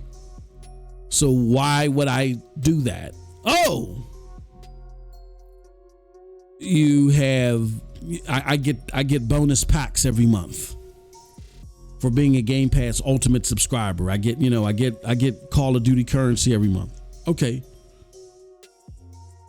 That's dope. That's how you can rope people in that way. You know what I mean? And you become a little bit of something for everybody. Again, PlayStation is going to, likely do more financially, and they're going to sell more units and stuff like that, because they are taking that high risk, high reward approach to high end gaming. You don't have the appetite for it anymore. You want to do something else. That's fine. But you don't help yourself trying to placate. I get it's your core, but you got to be real with them, and you got to be savvy enough to help them transition, and stop lying to them. Because I'm telling you right now, Starfield better hit the bullseye. If Starfield don't hit the bullseye, they are going to go through hellfire and brimstone on social media, and it's your fault. And stop feeding the idiots. Stop flying the idiots out or recognizing the idiots on social media. I get the short-term reward, but it's biting you in the long term. The people that are talking 40 to frame deltas, and you said 4 AAA games, stop feeding them. Go with the people that are going to hype it up based off of what it is, and can help you make the argument to where, hey, look, okay, even if you are a YFC gamer, one that yearns for the compelling, we still belong in your portfolio. We got this. You trying to tell me you ain't into this? You ain't into this? You ain't into this? You ain't into this? You know what I'm saying? Like, y'all should be sitting there now coming up and devising a plan or talking points on why you can benefit a YFC gamer.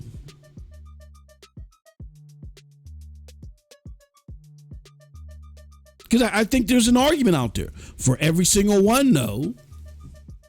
But I think you can make an argument for high-end PC gamers without the PC cost. You can experience the best of our PC games through PC Game Pass and GeForce Now. And GeForce Now.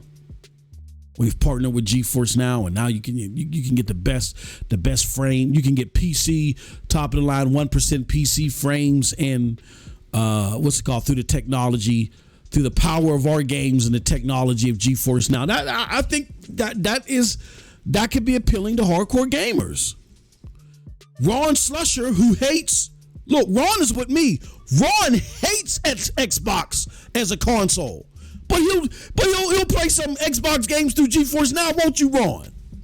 You see what I'm saying? Okay, you're not going to get the whole kit and caboodle from me, but you're getting something. Y'all make all this money and y'all don't know how to talk to people? Y'all got to go to all these evangelist marketers that go online and lie? That's your problem. You got to do better than that. Just give it up. Let 2024 roll in. Y'all are not competing with PlayStation for the number of compelling titles. If your games never make Game of the Year, so what? You're offering a service. You're not quite, you're not quite a publisher, because you have an ecosystem. But you need to adapt more publisher language about value and giving you so many hours and all that stuff. You stop with the most powerful this and the most important this. Stop. You're not competing with PlayStation on compelling high genre defining game. And I'm not saying that as a slight. Understand your product placement. Who is running this stuff at Redmond? Do y'all need help? I mean, everybody's borrowing my time and I'm helping every other bit. I might as well help y'all. Y'all can send me a check. I can help y'all. What is going on? Just doesn't make any sense. Stop it. Your value proposition is elsewhere. So I get it. This is not the conversation that you're used to from me.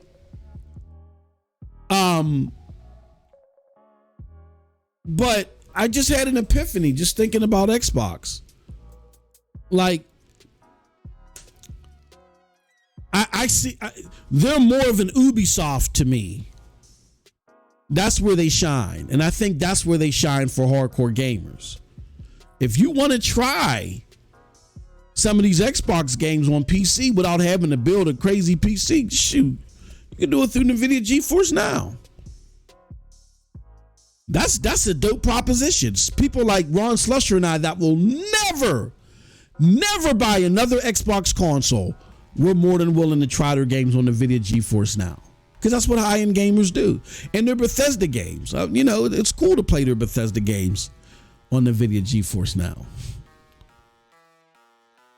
Am I giving them a plethora of money? No, but if they're getting $10 a month from me, that's $120 a year. They're getting something from me. They're not getting a commitment from me from PlayStation because PlayStation is giving me more, but still they're getting something.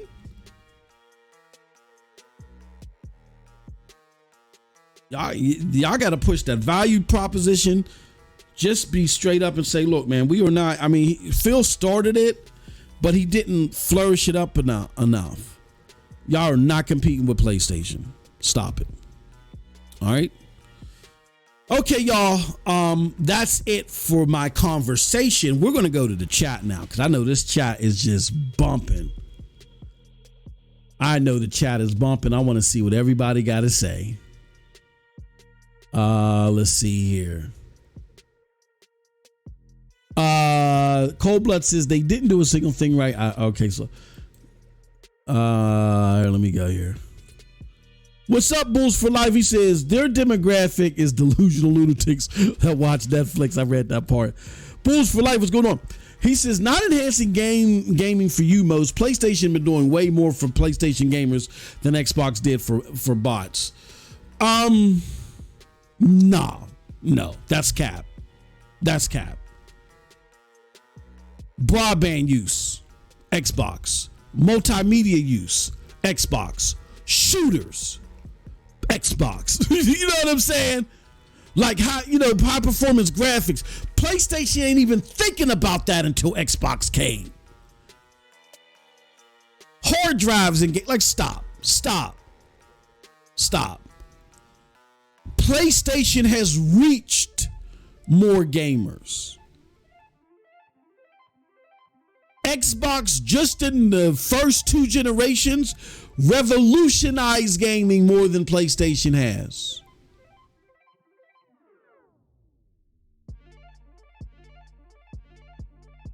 Modern day gaming looks totally different without Xbox. It just does. PlayStation has reached more gamers. They have brought in more gamers. They have birthed more gamers. They have a bigger culture. That is true. But the way that we play has been revolutionized more by Xbox. Period.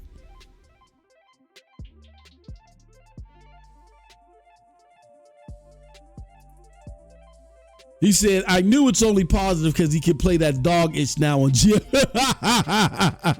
No, you can always play it.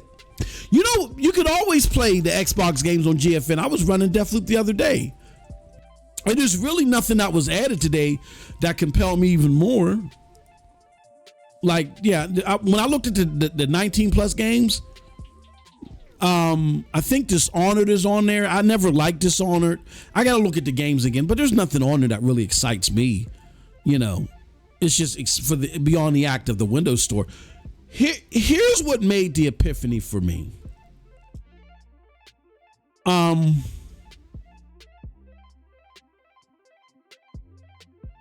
Thinking about Baldur's Gate, I thought about Baldur's Gate a lot. And then, oh man, there was something specific. It wasn't that. What was it? I was thinking about Baldur's Gate, the Series S. Oh, and I was thinking about Stargate. It was mainly Stargate, Cold Blood. When I saw Stargate and I saw that gameplay, and I started thinking. Now, unlike you, I don't think it was horrible. I just think that it was okay and good. There are some parts that are problematic, but I was like, it's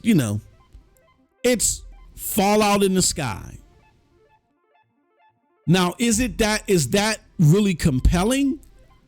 Not necessarily, but it could be a very good and attracting game to a lot of people, which can grant it a lot of success, and I think it will on PC. And so then that really started getting me to ponder, like, when I look at the Xbox games that have been showcased and, the ceiling of capabilities, like, it looks like what they can do at best is very good, very good games, which is fine. If they can present a service that gives you very good games to very interesting games, that's the range that they're working in. For us, like, there's all like again, you use an example. Remnant. You want to play Remnant, but it's not compelling enough for you to buy. So you say you forget about it. But then 3 to 6 months later, it's in Game Pass. Now you can try it. You're like, oh, okay. Now, that's where Game Pass, I think, holds some value. Then I heard Phil yesterday, and again, not to say that I believe everything that Phil says, but Phil was reflecting on, he was asked by Destin Lingeri, what about the gamers?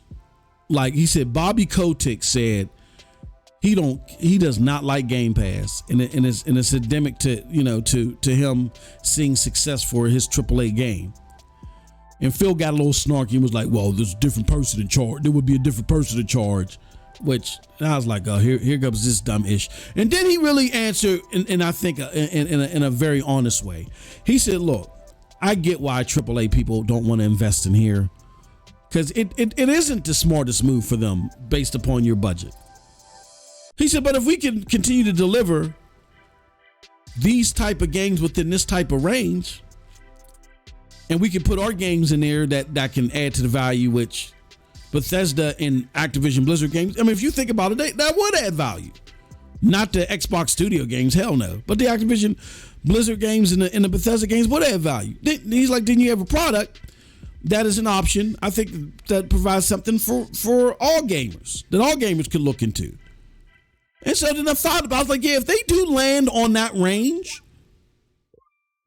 then hell yeah. Then honestly, I got the embargoed information from GFN. I didn't see it earlier in the day. I didn't see it until later because I was working on something with Jack, and I saw it, and it hit me like, oh, you know what? If this Game Pass thing can provide that range of games, it can provide a little something for everybody. Now, Is 90% of my money going to go into GFN and PlayStation? Yeah, but Xbox can get to 10%. But if they can get to 10% from everybody, that makes them a value. That creates some value for them. And so then I thought about it. I said, is the approach all wrong? And looking at Xbox, and yeah, it is. It's not our fault though. It's Xbox's fault, because Xbox is setting this precedent, like they're still in the arena to compete for high-end game. They're not in that arena anymore. They're done. But so they gotta take that vocabulary out that makes it seem like that they are. It's up to them to do that. But I thought about that. I said, yeah, I mean, if I got a service with ABK and Bethesda games in it, and I can access them for $10 a year, $10 a month. All right, that's of some value to me. Do I want to see do I want to see Remnant in Game Pass Day 1? Hell no. Because Phil even said himself, it doesn't make any sense. He said that, hold on one second, man.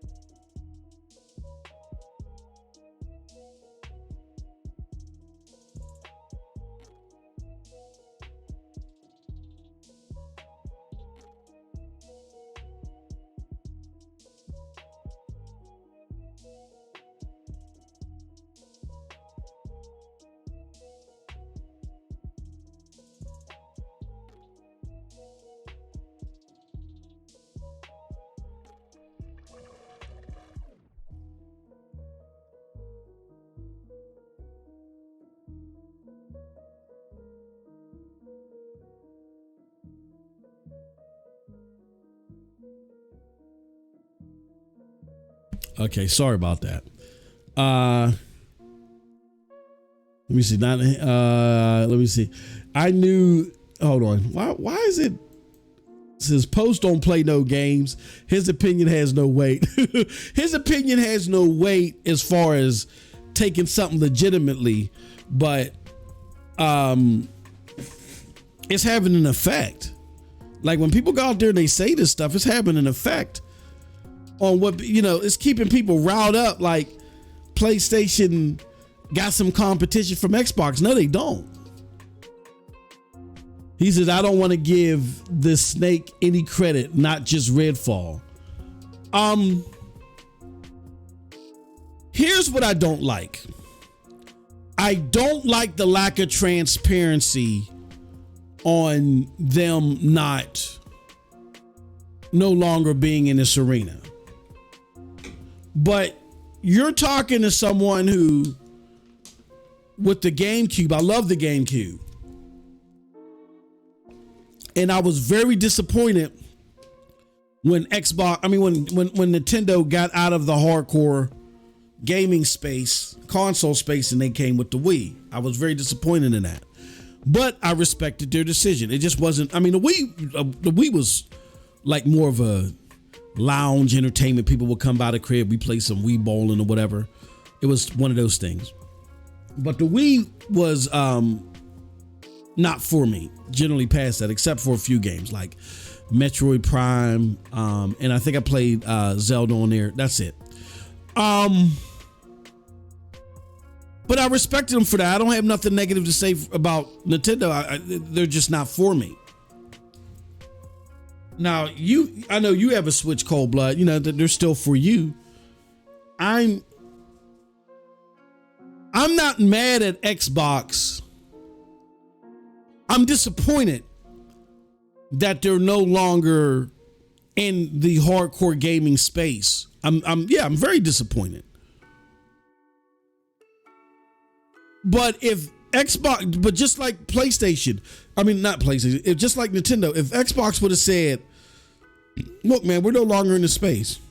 We're doing something totally different and we don't want to fool anybody. I think we still have value to our core gamers here, but we're not, our focus isn't what it is. If they would figure out a professional, savvy way to do that, I wouldn't have no issue with them. They wouldn't be for me, but I ain't got no issue with them.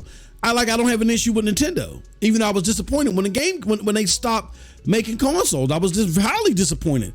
Out of the three, really, the GameCube was my favorite, but they went to another arena, and after I sulked about it, I said, okay, well, I respect you for being transparent. That's the only thing I don't like. I don't like the lack of transparency. I don't like the holding gamers, those high-end gamers on and making them think that you're going to operate in that space again. You're out of that space. That's what it is. You're out of that space. So I get what you're saying, Cold Blood. It's disappointing to see that, and it's also disappointing to see that PlayStation really ain't going to have no competition in that space. Somebody has to step up to the plate. We need somebody else to come up and step up to that plate. But it makes it easier for somebody to step up to that plate when Xbox is transparent. So we just need them to be transparent. And I'm all for it. I'm all for it as long as they're going to be transparent. Finally announce it. You're out of this space so you can make room for somebody else. So I get what you're saying, but we need transparency here, and they're going to operate the way that they want to operate. It's their company. I can't make them operate a certain way. He says Matt is booty. He said unexpectable. Every Series S user should sue Xbox.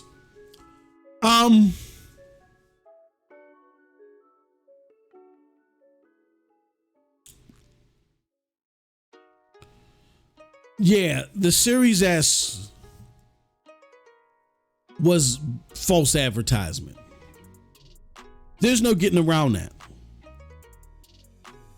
And if it leads to a lawsuit, it leads to a lawsuit. Xbox should have never continued to place its hat in the hardcore gaming scene, knowing what I know that they knew. They have some of the best engineers out there. They knew the Series S was not going to operate up to standard. So they got to deal with it. If there's a class action lawsuit and people go against Xbox because of false advertisement, hey, it is what it is. I'm not going to shed a tear for Xbox. They did this to themselves. They were not being honest to gamers. They were no longer operating in the space. I got people fighting me every day that's like, well, what's wrong with Xbox? What's wrong with that? They got plenty of followers that could have kept them afloat, and they could have just properly announced what they were doing, what space they were operating in, and we would have none of this. None of it.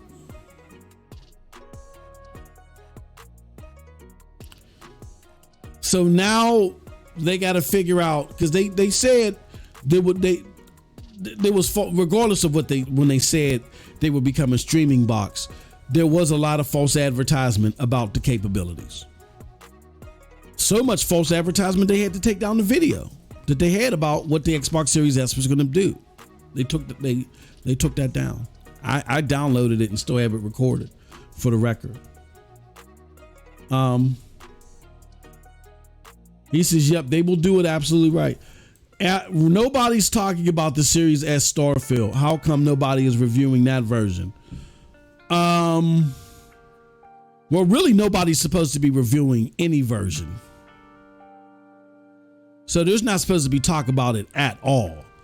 If you're talking about people that have sat at Xbox sponsored shows and have talked about what they've seen from Xbox, Xbox ain't showing them the Series S version. They're showing them PC versions of the game, which doesn't give you a fair analysis. That's why I'm not listening to any of these people that talk about this game. Oh, it looks so smooth. They're talking about the version of the game that Xbox wants to show you. It's the PC version. So, I mean, yeah, they're not going to be fully transparent there. Game Pass is for poor people. He says, I'd use GF more than my Series S. I'm surprised you got a Series S, Ron. He says, today is cap your ass off day, I see. He says, what if Microsoft... No, don't do that, Ron. He says, I hope they do so. It's going to die sooner than what I predicted.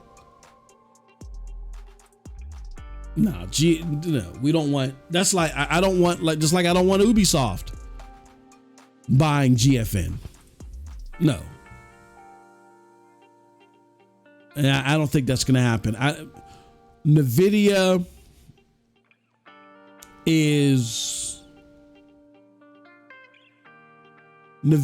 doing a lot of seed planning. I don't know if you saw the latest stock report. Their AI and machine learning technology is doing better than their hardware now. There's the AI and machine learning server blades is doing better than their GPUs and their hardware now. So this cloud gaming stuff is part of that. This cloud gaming stuff is like an exercise of that. I don't see them giving it up. I see the AI and the machine learning business being number one. Number two is your hardware, and then this is like an off branch of that AI and machine learning stuff. That's why they're willing to put so much into it. I bet you they're getting a lot of data from us playing these games on GeForce now. They're getting a lot. So it's helping out a lot of things. Just like how they said Stadia went into, that's why they wouldn't sell Stadia at the end of the day, because the technology and the data that came from Stadia went into different divisions of Google and went and powered other stuff. This AI and machine learning, even though it's being done for games, it's powerful stuff. So no, yeah, I don't see NVIDIA selling this to Xbox. Xbox's best bet was to buy Shadow and integrate that into like an Xbox / Windows experience. You can get the Xbox version that just shows you, that just lets you play games, stream games for like $15. You can get the Windows PC for $15. The Shadow Experience Ultimate would be $24.99. That was Xbox's best bet, and to forego this whole version of cloud gaming that they're doing. But they're not going to get this. They're not going to get the NVIDIA GeForce Now. There's going to be these partnerships, I believe, but I seriously doubt, and I don't want. I would never want Xbox to do that, because they're poor managers of stuff like that. Amazon Ron said, he says, what will happen in 10 years, Moss? What will Microsoft do? Just give y'all the middle finger? in 10 years? Well, here's the thing, Cold Blood. It's not just 10 years anymore. Now it's 15 years.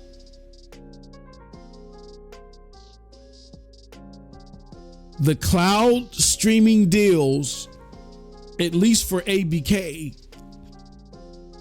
are going to be a 15-year deal. And they're going to go to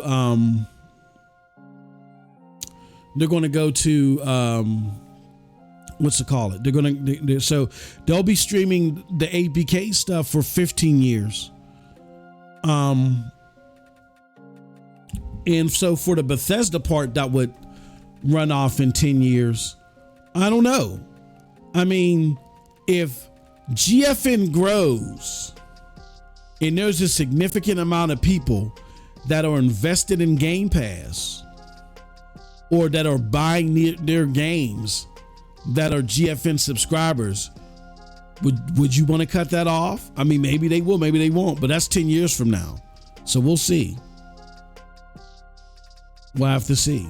But GFN is just going to continue to grow and grow and grow. Amazon Ron says Sarah Bond is greater than Jay Raymond. I don't know.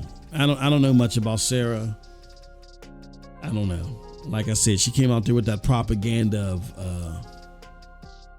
what's it called? About this is the most important RPG. I don't know.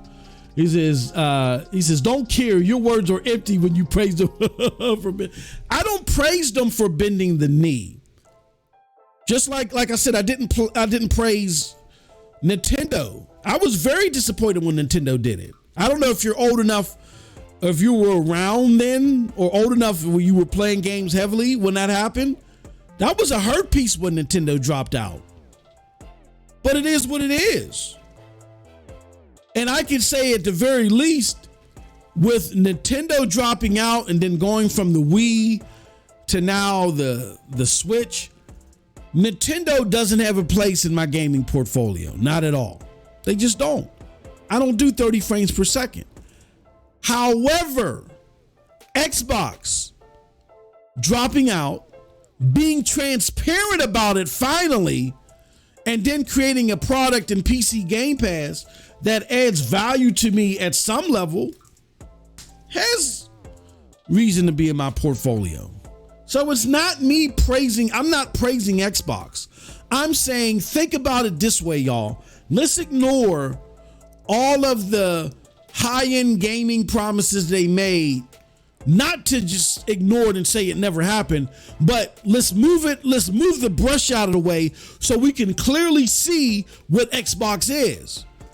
Xbox is a hybrid ecosystem of a publisher and a streaming service and a platform that's on multiple devices. Even their I can't even think of the word, but they're self-made devices that let you play games. That's basically what they are. They are not a full-fledged, like when they say high-end console gaming, that is not Xbox. That is all a farce. So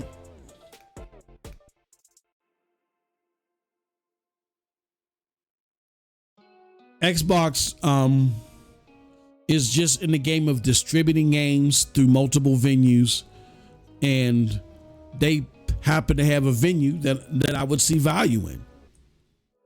But this is also a recognition that they got to be transparent. They got to stop with the lying, because they're cutting off their nose to spite their face. I understand why they may feel the necessity to placate, but you got to be ethical about this. You can't go wrong with ethics, man. Even if you take a hit in money or whatever, honesty always pays off, man. That's just the way I feel. When it comes to a consumer, it always pays off more than not being honest. Because all you're doing is kicking the can down the road, and eventually that road is going to end. And the can is going to have nowhere to go. Amazon Ron says, Game Pass on Luna? Yep. Yeah. Ubisoft mentioned, I think in their blog, that they're going to be Game Pass on Luna, not APK. I didn't really think about the full calamity of your statement. Yeah. I don't, you know what? That's a good question.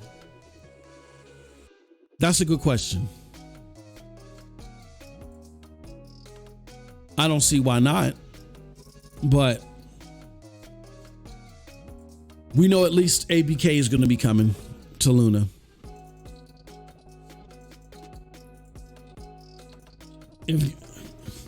The problem is, Ron, is that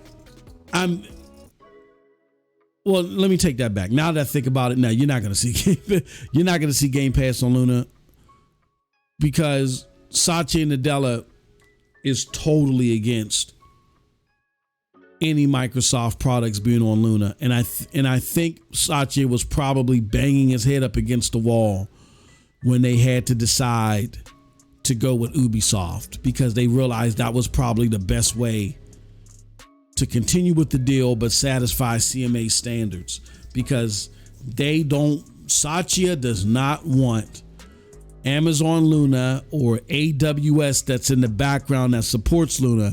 They don't want AWS benefiting from any of their products anymore. They feel like they got bit in 2019 when Minecraft was doing gangbusters, but then AWS,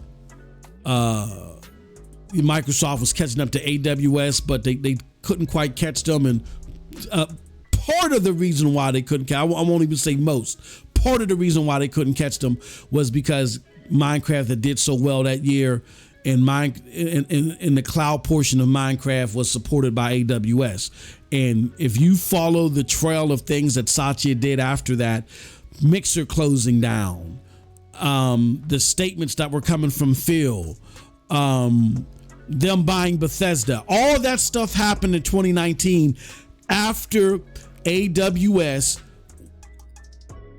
by the skin of its teeth, escaped being overtaken by Azure.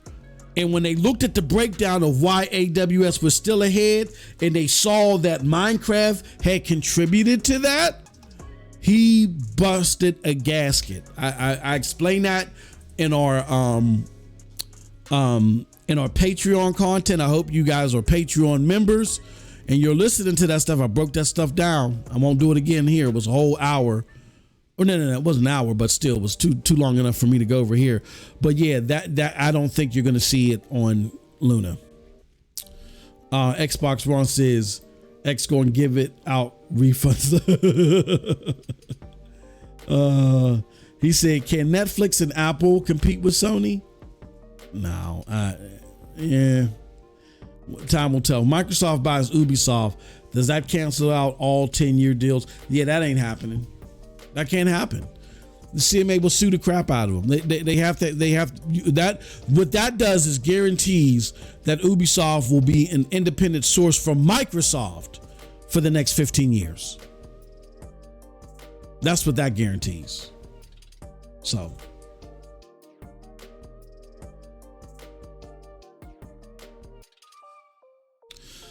All right.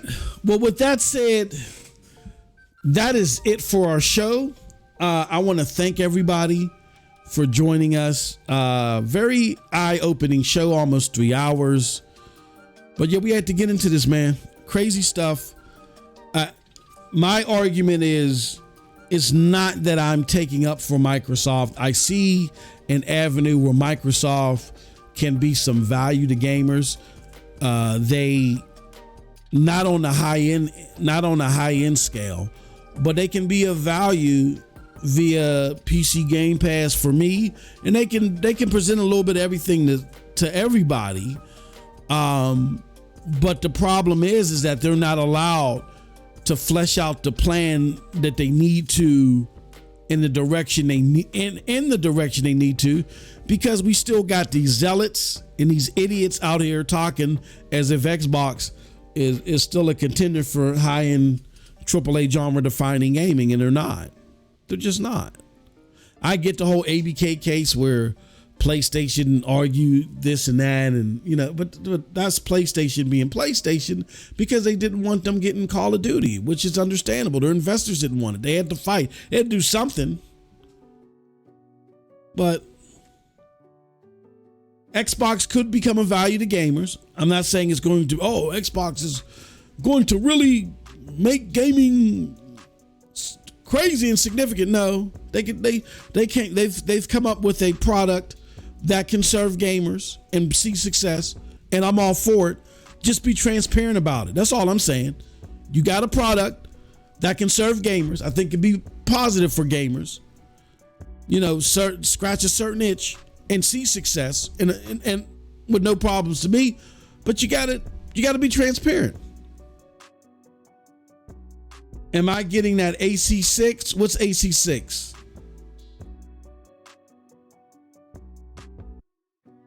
What's AC6, Sean?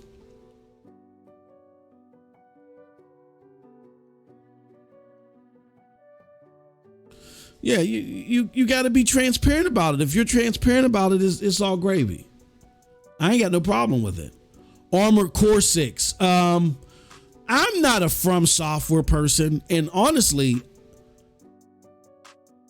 I think the one Armored Core that I did play was turn-based, so I like that. This is something completely. Yeah, I'm not a mech gamer. I'm not a mech gamer, so I don't think I'm getting it. Yeah, I'm not. All right, y'all. That's it for me.